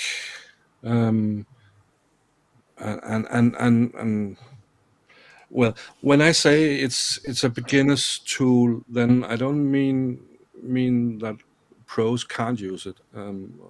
Some would love it, but people who compose themselves don't need a tool that does it for them. Of course, this is kind of random, but and it's great for doing dance hits, what every beginner dreams of. But it's not a tool for me. But I fell in love with the Erica Synth bass line when I saw the video. As a sideline, yeah. Brooksy, what do you think? I think it's just funny that Henrik's just contradicted himself. I watched the video. I watched it all the way through, and I thought it was great. I really sort of immediately thought, what an interesting way to do it. I love that sort of slider to introduce more random gates. I mean, there's you can do that all. I mean, I've got the Euclidean circles, and you can do similar things on other. But I really liked the idea that it was immediate. I like the idea of being able to set the pattern lengths and so on. He called it polyrhythm, polymeter. I'm splitting hairs. I'll end up sounding like Mark Doty, won't I? But yeah, it's just a bit. I think it's an interesting box. It does remain to be seen just how much it will be. I suspect it's probably going to be around the 400 quid mark, which makes it quite pricey, really, because it is a big thing. But I think, you see, I tend to sort of think something that big in Eurorack, it's taking up a lot of room, but it's a performance device. I mean, it's like the 960 sequencer. It's bloody massive, but you actually interact with it in a way that requires that space. If it was smaller, it wouldn't work as well. So it's, you know, you pay some money, takes your choice. But I was really quite interested in it as a little sequence thing. It's sort of halfway between a 303 and Metropolix, isn't it? Really, it's that sort of idea. Yeah, with a little bit of I was electron thinking flare. I was Yeah. thinking what I can't express. No, I can't say the word right. Euclidean rhythm. Yeah, Yeah. What is it called? yeah, Euclidean. Yeah, Euclidean. That's right, yeah. That was my first thought. Yeah. yeah. Well, I like it, but it's not for me. I can see people using it. It's a great model. One thing I missed in the video was the display showed their logo, and that's what we know about what it can display. Yeah. They are not telling anything about what's in menus, what can be set up, what can it do except for pushing these buttons. They're not even telling us the price, which is a bit annoying. Please give us a price. If you are anti-Jolture and you're watching this, I mean, you've got a website, anti-culture. Have I spelled that wrong? Maybe anti-culture. Anticulture.com with a K. Precision Disruptor. They are saying that there's pre-orders out. Looking at sort of summertime in the Northern Hemisphere, summertime that is. So what are you guys, a couple of months away, 3 months away from summer, 2.5 months away from summer? Right. So maybe we might be able to revisit this. Let's move on to the next one. Before that, one thing that caught my OCD, which I don't have, but that was the moon phases. Normally you would put a line between each four steps, but the phases doesn't even have anything to do with that.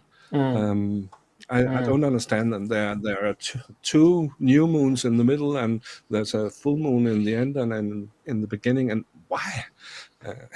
Maybe instead of them putting the moon phases up, so they could have put some 3.5mm jacks up there, and you could actually done something with them. That might have been interesting. Ooh. Anyway, we shall move on to the next. Yeah. The next is the Dedace bridge. Dedakey bridge. I don't know how to say this.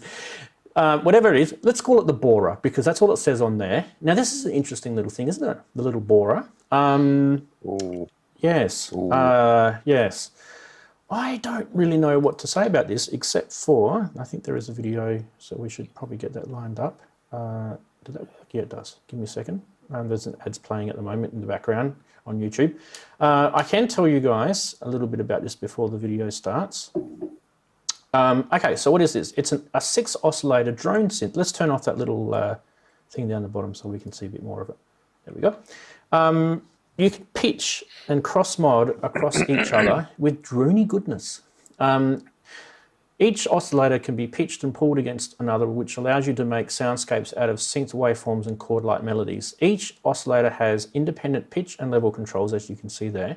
By the way, these knobs, you'll find out in a minute, they're like very, very small, like a Volca type size, okay? So when you're imagining this, you are going to sort of see this is how big it is, right? And oscillators B and C can be synced to oscillator A. And I need to turn that off again. Excuse me for the sound. And oscillators E and F can be switched to receive pitch modulation from the first 4 oscillators. And you can also get a CV input for pitch control, volt for octave, and you can also select which oscillators are affected by that. There is also a VCA input for control of the output level, and it fits in your hand, as you can see. And it's also made by hand in the UK, and you can get it via Etsy. Let's have a listen.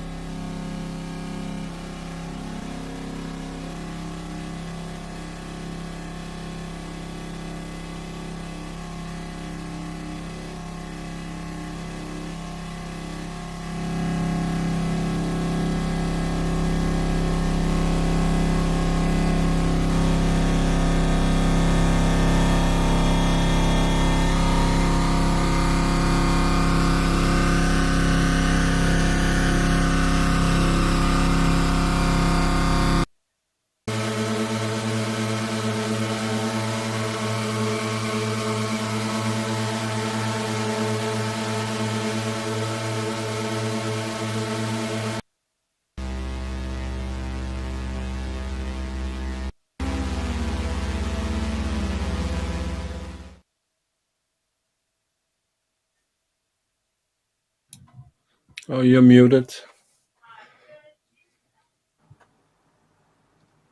Unmuted. Thanks, Mr. Henry. As you guys know, at the end of the show, there'll be links to all this stuff, to this stuff on the Synth Geekery article, which you guys can see. There's the link there. You'll be able to catch it all and grab all the links and images and everything to all of the stuff that we're talking about. £110 if you want this. It's on via Etsy. The link to the Etsy website will be on here. Brooksy, I know you checked this out. What do you think of droney stuff? You've no idea how close I came to buying one. I actually had to stop myself. I thought, no, do you really need it? Do you really need it? Is it something you're buying? It'll be great fun for 20 minutes and then you'll be bored. And I just thought, no, I'll wait and just see if there's more videos of it and things. But I thought it sounded fab. I thought it reminded me a lot of things like obviously the Lyra, but obviously it's a bit more limited than that. But I was really quite taken with it, and for 110 quid, maybe it's worth a punt. If you had to take a punt on a Volca, you might want to take a punt on one of those as well. The 6 oscillators kind of had a little bit of an FM sort of nod, didn't it? With that 6 oscillator type thing, you know. Yeah, well, it sounded digital. I've no idea how digital or analog those oscillator things are, but I just thought it sounded interesting, so I was really quite taken with it. Henrik, what about yourself? What do you think of this? Yeah, Bora. I really love. I loved it. It's a modern take on the bagpipe, I think. Right. His demo was anyway. Well, it sounds good, but the demo contained reverb, and that's cheating. I think they didn't write about it. They didn't mention it. It did say with cheating. Reverb on it at the beginning. Did they? Okay. Yeah, I missed that. Yeah, it did say with reverb on it. Yeah. Yeah. Okay. But it sounded great, and it would be great for a song. Too, I'm not sure. But the price was good too. So I'm sure some will get it and get to use it. But I would like if the CVN could control if there were more CVNs for each oscillator instead of one which can be selected on or off. Yeah. For each voice. But I think it's a great idea, and I'm sure some will love to have it. I think if you put that through a trance gate, all the techno heads would love that. Okay, so I think for about £110, we should we shouldn't be too picky with this, and like it might even be kind of similar sort of size and height as a Volca. So yeah, it might fit in with that whole sort of Volca world. All right. Speaking of fitting in with worlds, that was the Bora. The next thing we've got is this thing. Oh, I just love this. Yes. Okay, so we can clone the key step and call it the swing, but we can also clone the swing and call it the SWIDI. Yes, and this is not April Fool's Day. This is real. So CME, who are the makers of wonderful Bluetooth controlled MIDI controllers, and also nod to Robbie here, WIDI, also Bluetooth WIDI. So CME, those guys, yes, they are making now this is actually pretty cool because there's no video to show. This is just this. They are making basically a key step or a swing if you want to call it that, but it's going to be, get this, completely Bluetooth and completely battery powered. So it's 100% portable. They're saying that this thing will last up to about 8 hours on a full charge, and it only takes 2 hours to charge. And it's available in May for $79 US. Yes. So what do you guys think of this? That's actually not a bad idea. This is basically the part of key step that no one ever kind of picked up on, isn't it? What do you think, Brooksy? I think it's great. I think it's really funny. I just laughed myself silly when I saw that on your list of things. I just thought, oh, that's great. And then I thought, is this an April Fool's joke? Is it real? Are they just taking the Mickey? Yeah, but it's sort of what goes around comes around, I dare say. I thought your comment about all we need now is Arturia to clone the SWIDI and the circle is complete. We've created a vortex that will disappear down. I did like it. I thought this was proper cheeky, and to be honest, I think Behringer will think it's funny. I think they've got probably enough sense of humour to go, well, okay, fair enough. Yeah, doff our caps to you for doing that. At least I hope they do. Yeah. Cloning themselves. Right, Mr. Henrik, what do you think of the SWIDI? Good idea? Yeah, I never liked Bluetooth, but some people does, and let them have it. I think it's great that there is evolution of something which was good as a first product, had some evolution in the swing, and now in the what was it, SWIDI or WIDI? I can't remember. The new one. I think it's good that instruments involve or controllers in this case. That's how when copying is done with evolution, then I'm in for it. Yes, and just in case you want all of them, there's room here for a SWIDI. Sorry, that was bad. I absolutely think the idea of it making it portable is a really good idea, because I've often thought to myself, a battery-powered key step may actually prevent things like ground loop noise and stuff like that happening with your gear if you're connecting it via MIDI or via... I think that's a good idea. Although I don't know if the back of it's going to have the standard MIDI ports and CV ports. We're not sure, so I haven't seen the back photo yet. But anyway, what are the chatties saying? Because I knew this one would get the chatties talking. Good one for CME, Ken Lewis. So yeah. Anyway, I think someone will clone that probably, no doubt. Let's move on to the next. SWIDI and swing and key step, and what else we got? This one, Midronome. I like this. This was interesting, I thought. It's a MIDI master. It's a master clock, like we've done a master clock actual show before. And this will actually set the tempo for all your MIDI connected gear. And it also has a built-in metronome, which is why they call it the Midronome.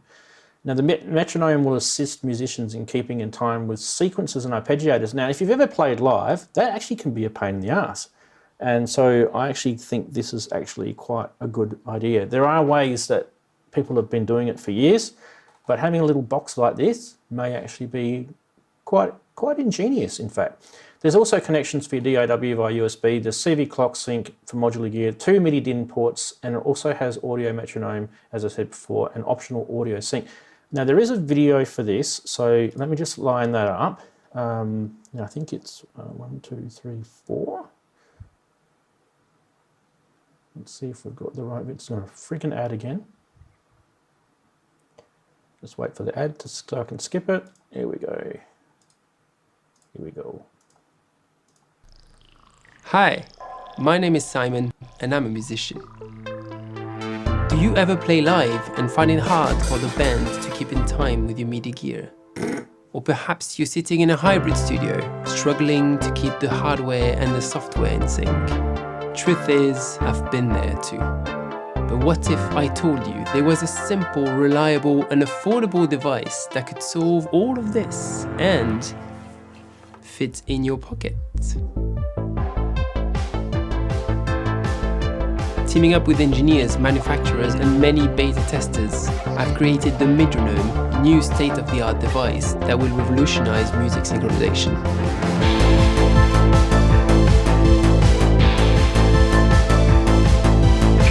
Live, the Midronome will keep all your MIDI gear in sync with its extremely stable MIDI clock. 50,000 times more precise than a computer-based clock. The band will stay in time with the click and have plenty of control using pedals to mute, start sequences or tap tempo, or using a drum pad to tap tempo and time signature in one go. Its sturdy design will resist the most difficult live conditions, and its large red display will make sure you always know the tempo. In the studio, the Midronome will be the bridge between the recording software and your hardware synth. Just a simple plugin in your DAW, and the Midronome will follow both tempo and time signature at sample rate precision. But there is so much more in that wonderful little box. CV, analog and DIN clock outputs to sync your vintage and modular synth. Devices connected to each MIDI port can be started independently. Sync a Midronome to another to keep the exact same precision and stability in your clocks. And many more options, so you can tune the device to your. Well, there you go, people. That's the Midronome, and I thought this was interesting. This is, by the way, this is a Kickstarter, and the ETA for this product to hit the people that are on the first sort of rung with the Kickstarter is around September. So if you are interested, you probably need to get in quick, because the Kickstarter early bird stuff usually disappears. 129 euros at the moment, and I think there's an option to get 2 of them for cheaper if you want to. As you saw in the video, you can actually sync 2 together. Yeah. What do you guys think of this? We'll start with Henrik. First, I smiled when they showed the Waldorf Blofeld, because this will not solve the syncing on the Blofeld. Waldorf gave up, and nobody will solve it. But besides that, I think it's both a strange idea, but also a good idea, because every keyboard and sequencer you have can be the master if you want to.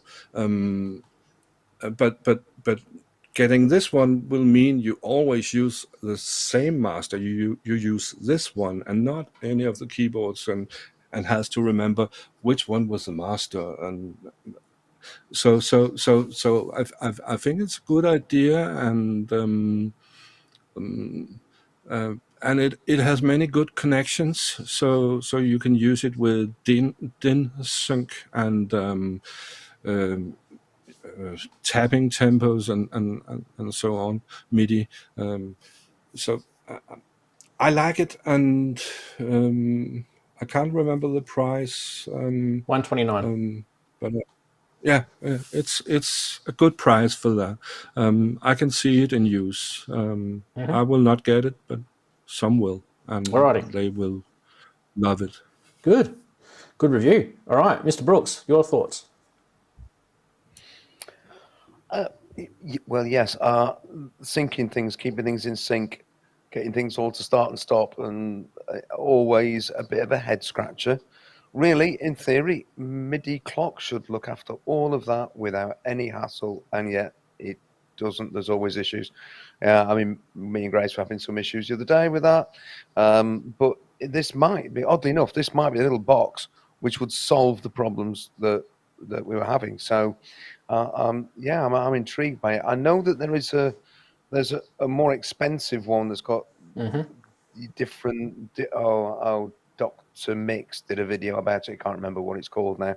But the idea is already out there and being made. But for 110 euros, that's probably a good price, really, for a little box which will solve a problem if you need a reliable, steady master clock source that everything will slave to.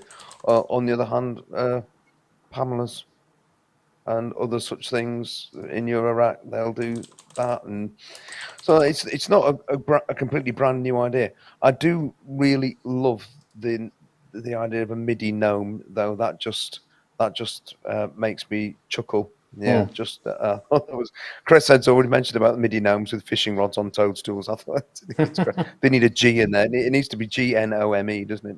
MIDI gnome. Anyway, there we are. So. Jim Glue model cycles has issues with MIDI clock from. Yeah, actually, Jim, that's exactly what the problem we're having. That's the problem Grace was having with the model cycles. Yeah, interesting. Anyway, the master clock show we did, episode 98. So it was probably well over a year ago now. We did that. We talked about the ERM multi clock. and we talked That's the about one. the SND Acme 4. So they're the two big ones that most people... So there's a multi-clock, the MIDI clock that's a single one. So it's probably a competitor to that, although that's actually going to be about twice or three times the price. So 139 euros is actually pretty inexpensive. These guys did talk about it being 10 nanoseconds, which I thought was pretty good. 10 nanoseconds jitter is actually really quite impressive. Mind you, caveat on this. So this may not necessarily just be to do with the MIDI clock. So he was kind of pitching this more towards people who perform live and they have the issue of, say, someone who's a percussion player or a drummer or someone who's not using any sort of electronic way of keeping in time. So this has actually got the metronome side of it, which is probably kind of tied in with the whole bunch of MIDI timing and clock on it as well. So I think if you were kind of looking at that as a sort of live tool, you know, that would probably be the market that he's after. But once again, you could use this in your studio, like he said. You could use this jamming with your friends as well. So I think it's pretty good. Okay, let's hit on to the next. The next thing is this thing, which is it's not really a new product or anything like that, but I think it's something that we do need to mention. So Xaos Devices Xaos Devices, I don't know if you guys know, but these guys are based in Poland. Oh, yeah. And they're next door to the Ukraine, and they would be feeling it right now, considering that millions of people have walked across their border from the Ukraine to seek refuge there. And I, hand on my heart right now, as a person that lives right on the other side of the planet, I'm all for this. So these guys are announcing an auction. There's 5 charity auctions on Instagram. In fact, I'll actually show you the Instagram because I've got it on my Mac right now, so you guys can check that out. So there's 5 charity auctions on Instagram, and basically what happens is a bunch of Eurorack modules are going to be raised money for the Ukraine relief. They will provide full transparencies with the amount of money that's raised from the auction and the proceeds, so you guys can see that none of it's being pocketed from these guys. And that will go straight to a relief fund that will go towards people who are in need in the Ukraine. It says it all here on the Instagram post. However, one of the things that you guys probably might like is you've noticed that they've got the black face modules, which I actually really think is they're calling them the coal mine black panels, right? And they've swapped the faces with their modules just in case. I don't know if you guys know about Xaos Devices, but when you buy their stuff, actually, while we're talking about it, why don't we go to me, because I'll show you. When you buy a Xaos device module, it's not 100% this way, but there is the Batumi. Stop focusing on my face. That way, Batumi. There you go. And you can get a different colored face for the Batumi. Look at that. So you can have a silver one, you can have a black one, right? That's one of the things that I like about Xaos Device stuff. You can do that. So they're doing that with this auction. So you will actually get both faces. You'll get the coal mine face, the black one, and you'll get the regular face. And not only that, they've notice there's the colors of the Ukraine flag knobs on there. So they've got the blue and yellow knobs as a nod to the Ukraine. They're also going to include in there the normal coloured knobs, just in case you decide that you don't like blue and yellow knobs anymore. But I think that's a cool thing. I would actually keep them on there, because I know that if I was to buy something from these guys, and some of these modules are pretty cool, just between you and me, some of these modules are pretty bloody old. Like if you've never had a Batumi before, get one. They're awesome. The was it the Zagreb, whatever you call it, the one on the top left? That's amazing, that thing. So anyway, more information is on that Instagram post. As each of these auctions go, you'll be contributing 100% of that. Well, I don't know if it's 100%, but the money will be contributing towards that relief, and I think that's a good thing. And I don't usually plug stuff like this, but I thought in this particular case, I definitely will, because I think I don't know, those people are really feeling it over there. I don't think a lot of us realise just how shit it is. It's really bad. Like bad, to the point where people haven't had food for 3 weeks and they're not letting food in, and that's just crap. No, Like I don't like that sort of just shit. a disgraceful situation. Yeah. So whatever we can do, whether it's synth related or buying and selling synths, I think good on Xaos Devices for doing that. So big thumbs up for them. And if you're in that sort of world and you want to get yourself a module and that just happens to be a benefit to the Ukraine people, hey, bonus, win. Okay. Right. Price watch time. Woo-hoo-hoo. Here we go.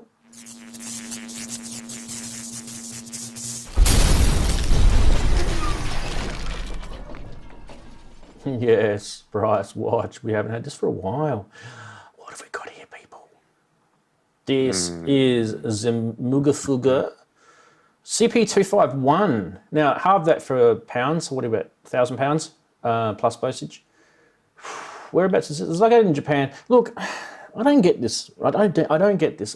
This literally does nothing other than control processing. It doesn't make any noise. It's literally just a box which helps people who have got lots of Moog focus. I don't think it's worth that. In fact, funnily enough, if you live in the US and a few months ago, you actually could have bought this exact same thing at Walmart, as you can see here, for $385. Literally only stopped selling these a few months back when they ran out of stock. So, but if you really love this sort of stuff and you want to get into it, it is live on eGay right now and you can buy it. You can even make them an offer. Look at that. Yeah, not really sure. Guys, what do you think about this Moog focus stuff? It's getting out of control, isn't it? The price of it, because Moog have stopped making it. Like, it's getting silly. Well, if people are prepared to spend silly money on it, that's their choice. I think we keep saying something similar, don't we? Yeah. Some of these things, the prices do not really reflect what the thing is capable of. I mean, I was on a Facebook group last night, Synths for sale in the UK, and there were 2 Pro ones, and the prices of both were. I was thinking, come on. All right, it's a lovely synth. Yes, it's vintage, but really, that sort of money, no. Well, what about this? Next one. SynthAddict sent this in. Who's Andy, who's in the chat room. Extremely rare Zuko ST10. It's a synth tape sequencer with, this particular one has the original suitcase, which is a kind of blue and black thing. This thing is very interesting. I had a bit of a look about this. There's a few actually Zuko things. So there's been other models after the ST10. But I guess what makes this one really interesting is the fact that it uses a cassette data tape to actually, it's actually synth as well, but it uses a cassette data tape to record all your sequences on it. So yeah, that one is... I thought it was using a synth internally to control external tapes. No, just... Well, I mean, in the old days, Henrik, if you actually wanted to fix tapes, you'd just need one of these, a pen. Nobody will get that joke unless they've actually... I worked in a tape laboratory. I worked in a tape laboratory. We had hundreds of tape machines synced to one master, and it was hell. And we didn't cut tapes then. it would have been too much. Well, that is that. What about this? The Metasonics D1000 for 8,800. This is US dollars, people, because Andy sent this in. He's on the west coast of the US. Yeah. Now, while we're looking at that, like, what's so really cool about that? It's not a bad price, is it? Well, is it? Considering that I'm on Reverb right now, and you can actually get the same thing for about £1,100. Ooh. Maybe it's not so good. So you can either have that, or you can have that. Which one do you want? So this is why we do Price Watch, people. Neither of them. This is why we do Price Watch, because sometimes we do find some interesting things, like the the Suiko ST10, which is, I think it's really interesting. I would love to get my hands on, I don't know if I'd own one and pay, that sort of money for one, but I'd love to get my hands on one, just to have a little fiddle around with the fact that it's cassette based. I mean, just the whole kind of retro side of it kind of really just made me interested. And also the synth part of it, I was actually pretty good. There's videos on YouTube. I don't have time to show them, but you guys, if you do some YouTube searching, just search for Suiko ST10, you'll find some videos on it. Don't know if I'd buy a Metasonics, and also stay clear of the Moog stuff at the moment. Don't know if I don't know if I'd be buying a Moog thing used. If you don't have Moog stuff now, it's probably not a good time to start. That's kind of what I'm saying. What do you guys think? Heinbach's done some interesting videos on the Suiko stuff, the electronic kotos and things like that. They sound fantastic. And well, he makes them sound fantastic. I'm sure they sound fantastic in themselves, but he always does a great job. Just really interesting, quirky, peculiar things that will do something that your standard machines just won't. And I've been really intrigued, but heck, they are commanding high prices. They are. They're pretty rare. I mean, let's face it, like you're not going to... I mean, they were never really sold outside of Japan, were they? No. That was the thing, that they're very much, they were made in Japan for a Japanese audience and sold in Japan. Therefore, there's not going to be many out there in the wider world. Now, my mouse has disappeared on me. I don't know why it's done that. The disappearing mouse. It's gone after some cheese. I'm back, mouse. There we go. I've got one of these network-based software things that control the mouse. So, okay, sorry. What we should do is have a quick look at what the chatties are saying about everything.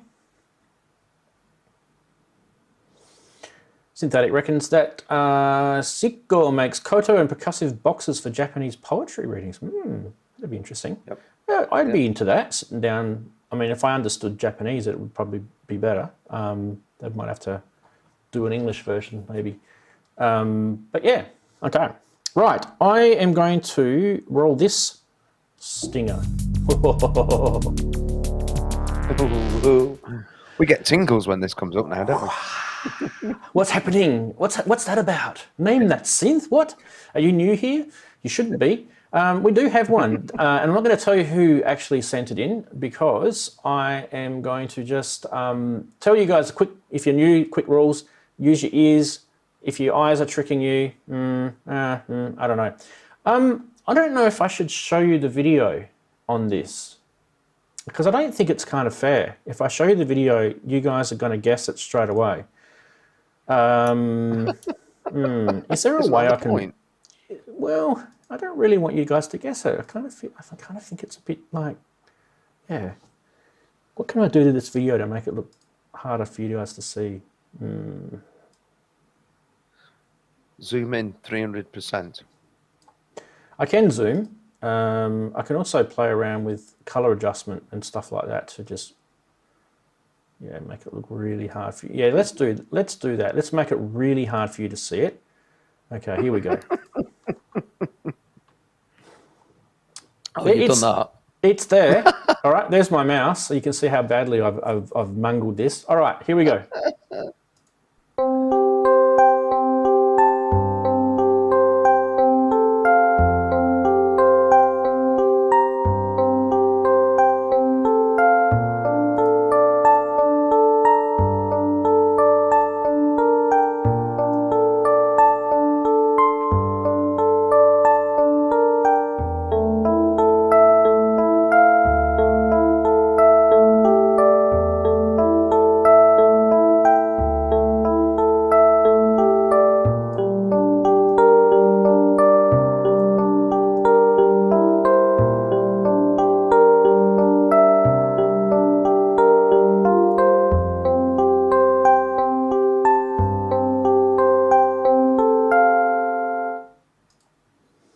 Yes, name that synth indeed. In fact, I'm going to fix up the color on that so you guys can see it properly. Okay, what do we got? People in the chat. Oh my God, who's going to get this straight away?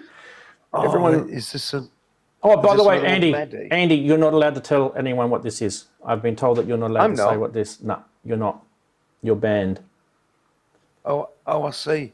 Yeah. Oh, right. Well, I've typed. I've no idea, actually, so I can't anyway. That's me, stew-fed. Oh, actually, no. No, now you've done it. No. All right, I'm shutting up. Yeah, you can't say anything. Yeah, I've been told you're not allowed to say anything.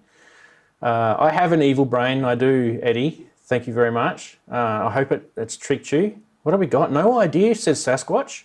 That's what you call a deer with no eyes. And do you know what you call, while we're on that, Sasquatch, do you know what we call a deer with no eyes and no legs? Still no idea. Anyway, we should go back to... You can go one step further, but it's not publishable. No, we won't do the one step further one. We will keep going with the stupid dad jokes while everyone is trying to guess it. And let me see if I can find out what it's called first.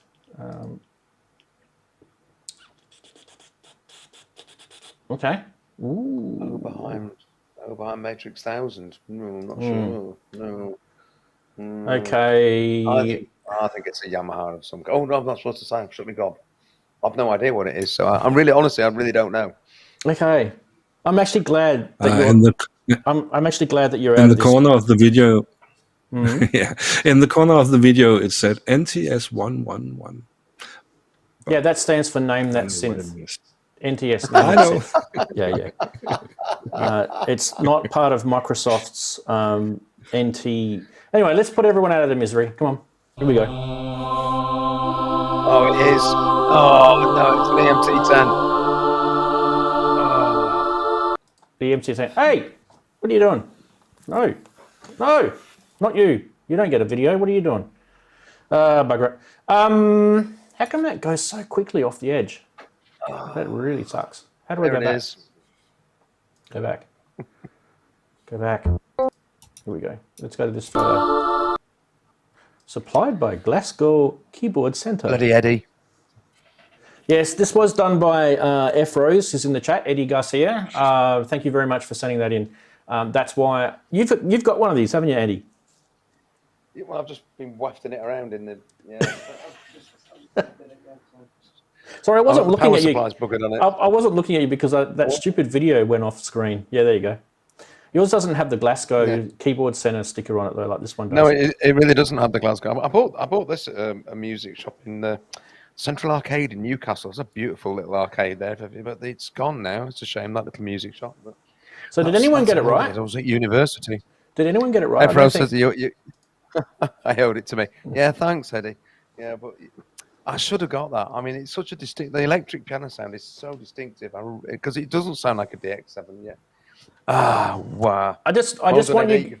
I am evil. Whoever said I was evil, I am evil because if you look at his original video, it just was a little bit. That was all the obscuring he did on it, and everyone would have got it straight away. So I had to. I just. You guys have to go to a bit more effort to make this obscured, okay? Because the difference between that and that. You can't tell Eddie to go to more effort. He's done nearly all of these. No, and I'm saying more effort. I'm just saying more effort to obscure. The actual recording and everything is amazing. He's done brilliant. And I did have a chat to him about obscuring it. So I did tell him that I was going to just play around with filters and stuff like that to try and sort of throw people off. Or you can just do what I do and just show really big close-up photos of parts of it. And yeah. By the way, the offer's out there for you in YouTube land. If you think you can trick everyone, and we've got some really big synth minds who regularly show, if you think that you can trick people by playing a synth, you know, audio has to be coming straight out the back. You can't, can't muck around with the compressions and you can't put it through external effects and things like that. Straight out. And if you think the audio will trick people and you can put some visuals on there, as long as the visuals are of the synth itself, it can be blurred, it can be obscured, it can be zoomed right in, zoomed right out. No matter how you do it, it could be a corner of it. It doesn't even have to be anything like that particular photo there. You could have just taken a close-up of the heat sinks on top. No one would have guessed that. So anything, it can be, the whole point is we don't care what it looks like. We just want to see if anyone can guess what it sounds like. And that's what makes this fun. So big thank you to Eddie for sending that in. So yeah, well done. And no one wins. So that means Eddie has bragging rights this week because he sent it in. By the way, just so we know, AWM is the Yamaha's, what do they call it? The advanced waveform, whatever it is, technology thing. I remember back in the day, I used to have a computer that had I think it was an SW1000XG or SY1000XG. It was like a PCI card, right? And on that, it had XG, of course, which was, the Yamaha's kind of answer to General MIDI. And it also had the AWM. I think it had an AWM2, which is the more advanced one. And that thing sounded amazing. So, and that's back in late 80s, early 90s. So that gives you an idea of how old that thing is. I'm not 100% sure, but isn't it the same engine that's in the Modi X and Montage, AVM and FM? It is, but it's evolved. So it's not the same, but it's the same kind of, it's like the same path. It's historically evolved. Yeah, you're right. In fact, I think the Yamaha CS series have got them in there, and AN200, the little box that I didn't name that synth episode on a few months ago, that's got it in there. So yeah, it's in a lot of, it's like the, it's kind of like the Roland's, PCM libraries. It's kind of, the Yamaha version of that. That's what it is. What are the chatties saying? SW1000XG says, ASIO, he had one as well. Yes, see, back in the day. Showing our age. See, Eddie would have given it, he said he felt that people needed, he actually told me, and I'm happy to, you guys are going to like him more than me. I'm happy to say that. But when he did this video, with the lack of obscuring like that, right, he thought that you guys deserved an easier one this week. And I went, nope, no easy stuff for you guys, because we've got experts here. We don't need easy, we need hard. We need it to be challenging. We don't want people guessing it off the bat. I mean, I thought I did an easy job with you guys last week with a Volca. Come on, people, try a bit harder. Right. What do I want to do next? I actually want to do this next. And if I can find the friggin', I do have a stinger for this. I can never ever find it. No, that's not it. It's gone. It's gone. Where's it gone? No. Oh, you've now gone, Ranzee. Oh, yeah, there you are. I disappeared. Just give me a sec. I don't know why this has disappeared on me. Come back. Oh. The field for reading in your glasses in the top. It looks like that. No, I've got multifocals, and multifocals, so basically how they work is I'm short-sighted, so the long vision correction's up the top, and then I've got what they would call computer screen correction in the middle, and then reading is down the bottom, and it's but not I was saying it was flipped. Yeah, it is. The way you looked into the... No, I was looking at something down there. Yeah, I was just something out of the screen. Yeah. All right, let's do this. Here we go.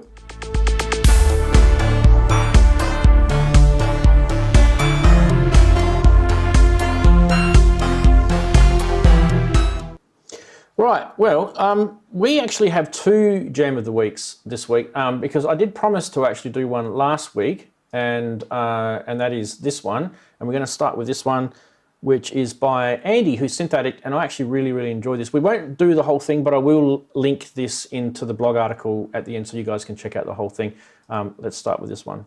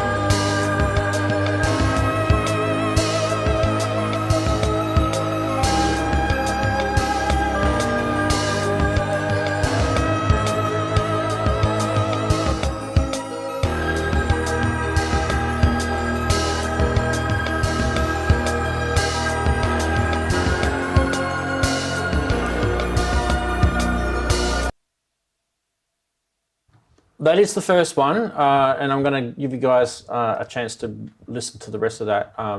It is actually really, really good, and so hats off to Andy who's done that. By the way, I don't know if you noticed it, but he was driving a lot of that jam from two really, really cool things. One is he was using the Noodler on the right, and he was also using the KeyStep Pro to do the sequences on the left. So good use of his gear, because I've always wanted to see Andy start using some of his gear. All right, the next one we've got is this one. And this one is from the one and only Mr. Brooks, who's in here. And also Grace Griffin, who sometimes is in the chat. I don't think she's in there right now. But anyway, let's head on over to this one. Grace is rehearsing with her band today. So she's going to be very busy because I'll be popping around there later. So let's go. Grace does send apologies.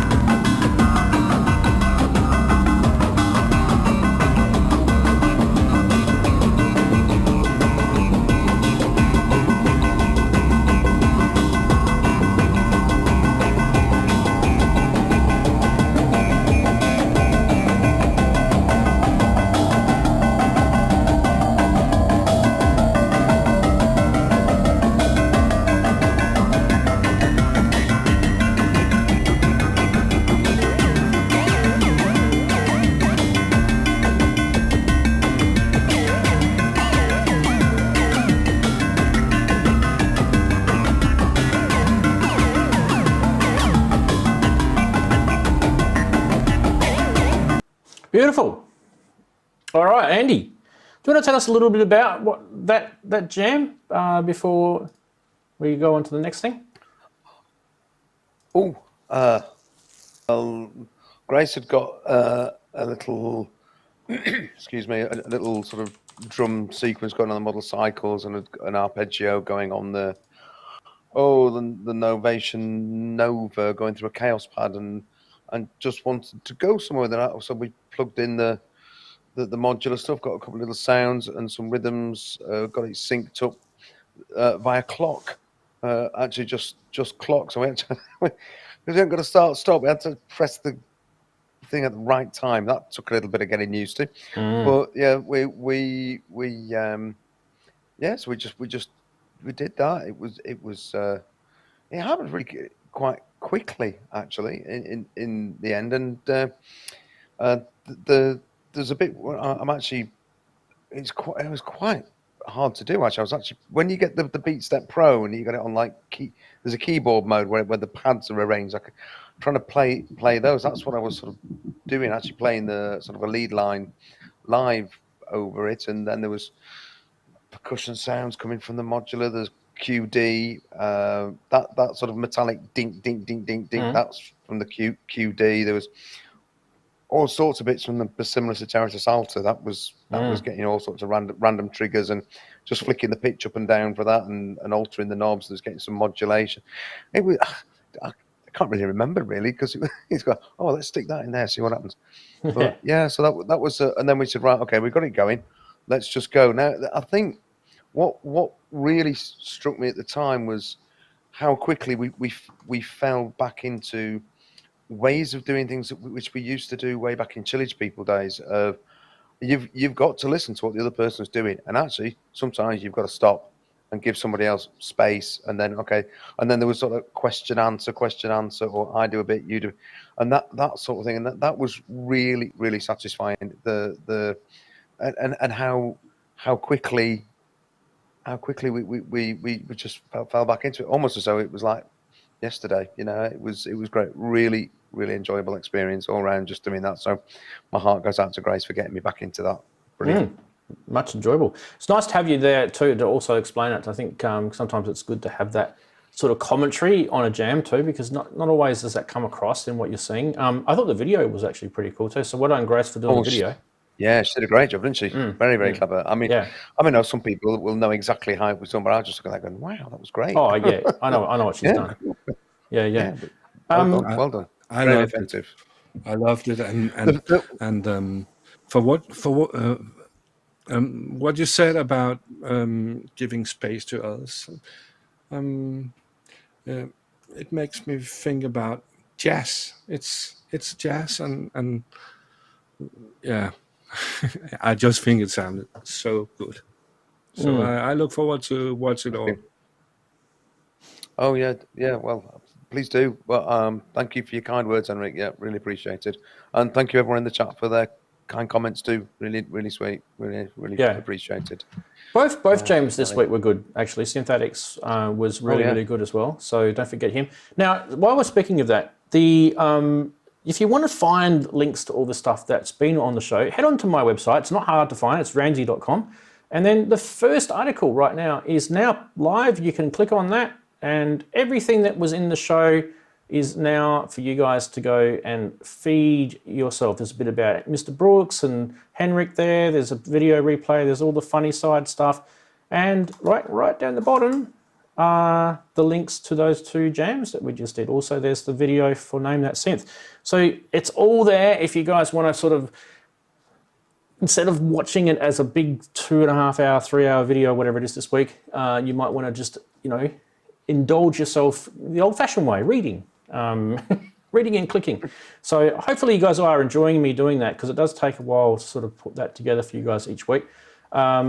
Speaking of which, don't forget to look into doing things like channel membership. You'll notice on the chatties, there's awesome people like Future World Machines here. You can see he's got the Synth, what do you call it? Sorry, Synth Geekery badge there next to his name, and it's teal now because he's been doing it for a while. So those people that are channel members do get benefits. And I did mention earlier during the week that I'm in the middle of doing things like, I'll just quickly show it, like System 2500 user manuals. I'm not going to show you because you guys have to be members or Patreons to get access to that. There's also going to be extra long videos for you guys that will be part of the, well, at the moment it's going to be the System 2500. There's a swing, Behringer swing video coming out. Not that I have to do one, but I'm going to do one because I think it needs to be done. I actually spent the weekend just looking through that system that Behringer have put together, and it is completely different to the way the keystep works. So someone needs to explain it to the world because it's wacky. It's wacky. That's all I can say. Someone will like it and someone will hate it. So that's kind of where it's at with that. And yeah, there's a whole bunch of other stuff happening as well, which you guys will find out very, very soon. So that's, if your channel membership is on the YouTube channel, you can do that. You can help us that way, or Patreon, you can just go via that way. Either which, you'll get the same things. I don't know, Henrik, you're both. So what do you kind of prefer? You don't really care, do you? But is there sort of any benefit to the YouTube one or the Patreon? What's your sort of advice there?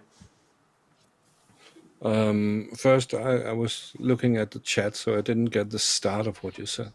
The difference between channel membership on YouTube and Patreon for you. I haven't really checked the YouTube thing, even though I'm a member, or what it's called. I haven't checked it, so I don't know. The Patreon, I don't know. I just support people I like to support, and sometimes they post something which is interesting. I like your Patreon. I also often comment on what you post, but I don't use it much, only when a new post comes up. Yep. But what's on YouTube? Well, people who doesn't know it as me, even though I'm a member, what's the benefits there? Well, I mean, it's the interaction with the chatties, like this stuff where you've got your, well, it's scrolled off now, but you've got things like the super chats that you can do, the emoticons that come in, like I'll show you one now. Oh, I never use emoticons. Yeah, lots of people do. So there's there's one there, which is like, what's that one called? Throw your synth at the screen, that one, that's just come up.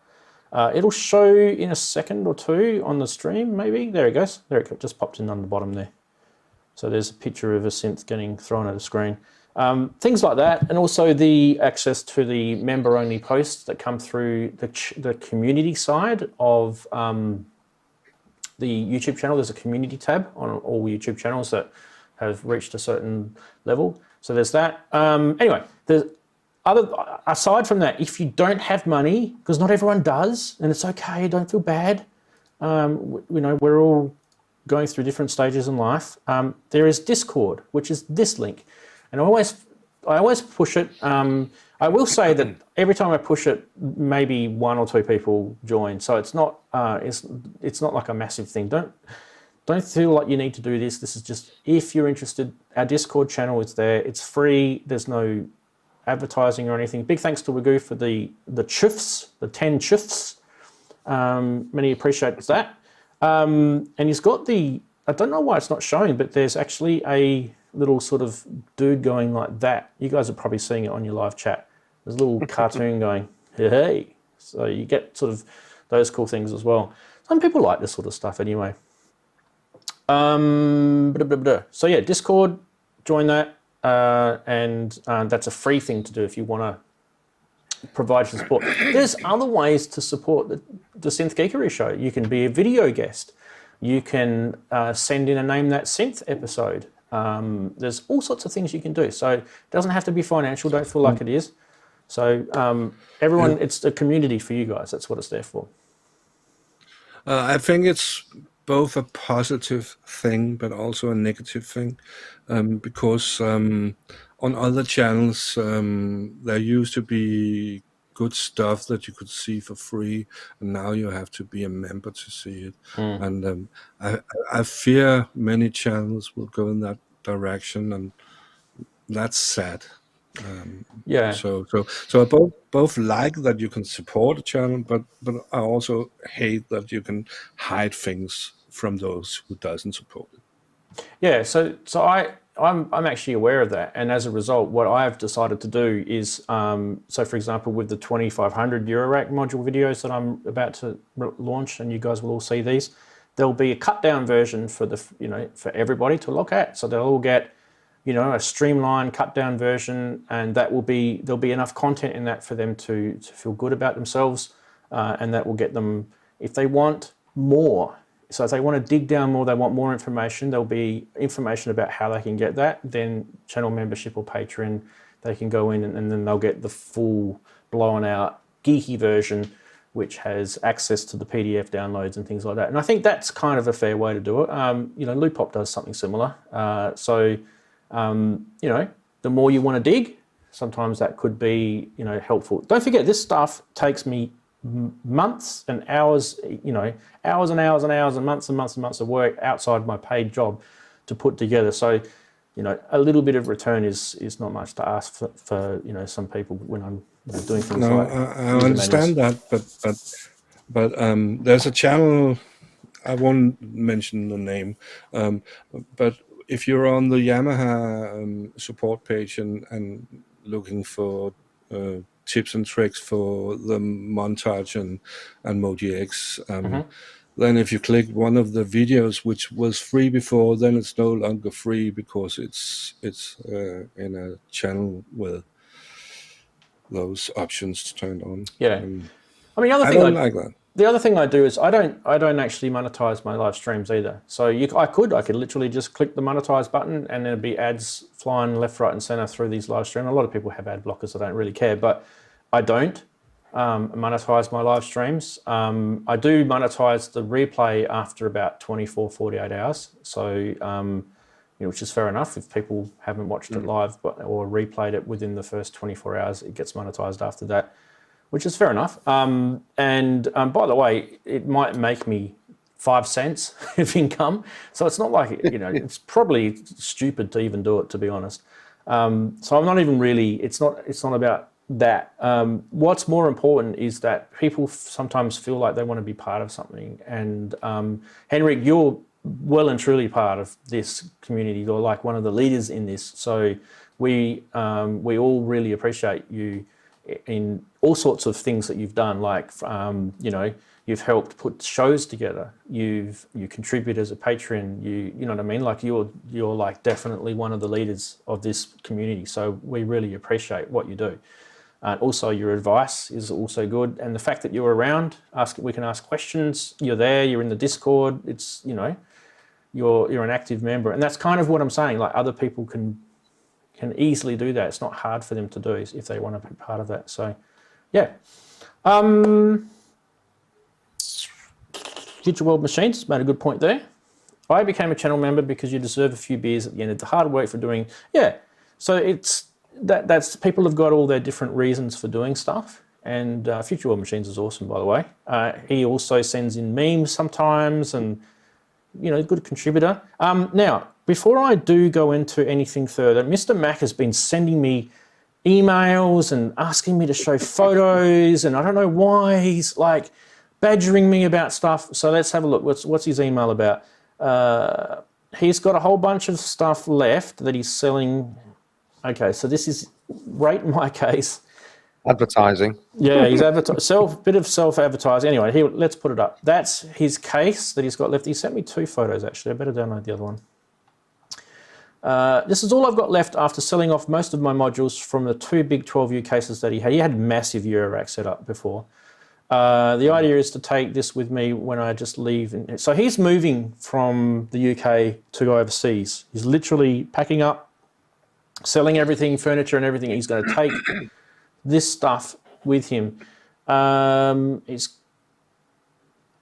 think it is interesting because this is basically what he's saying he's got left, and this is what he wants to take with him when he moves. So I'll show you the other photo as well. So there's that one. So they're the little 4MS, the little mini cases that you can get from 4MS. They're really cool. They're like little sort of little mini Eurorack module boxes that you can use for stuff.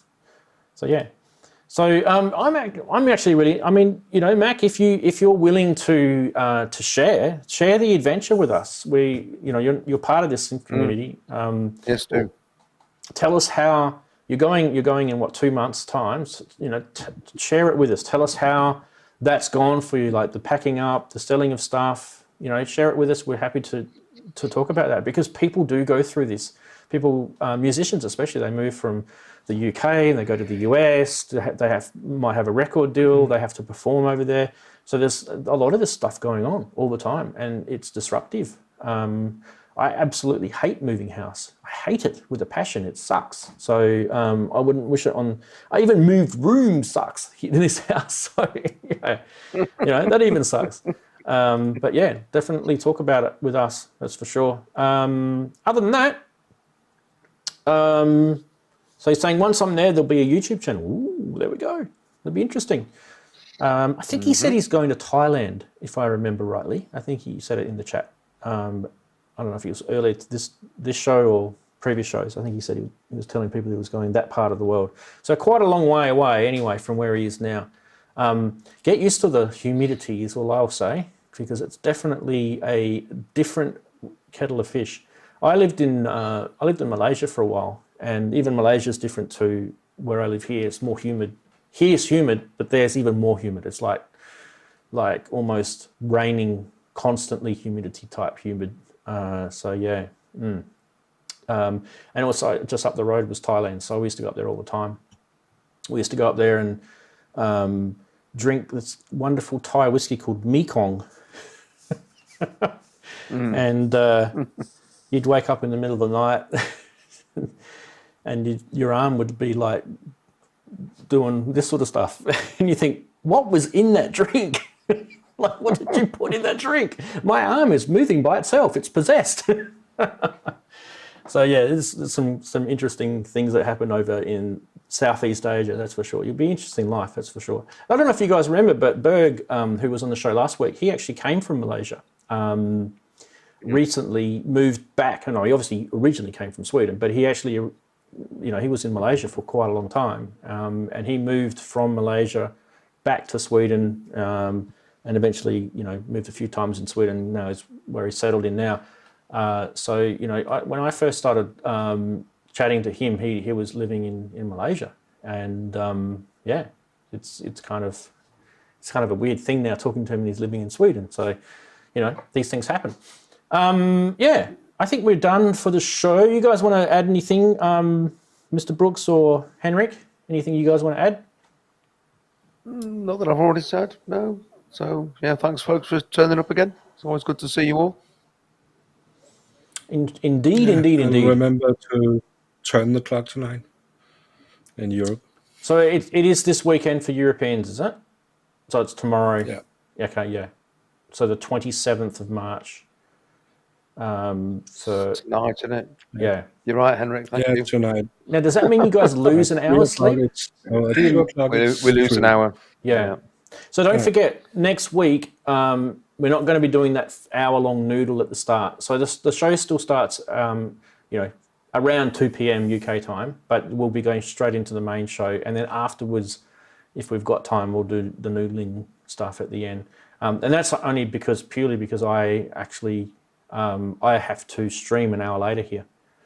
So I'm going to be eating into the pumpkin time. And you don't want me streaming when I'm turning into a pumpkin. It's not a good thing at all. About that hour, we are losing this weekend or gaining. I don't know. Losing. Does that hour losing? Does that hour have a name in English? Daylight saving.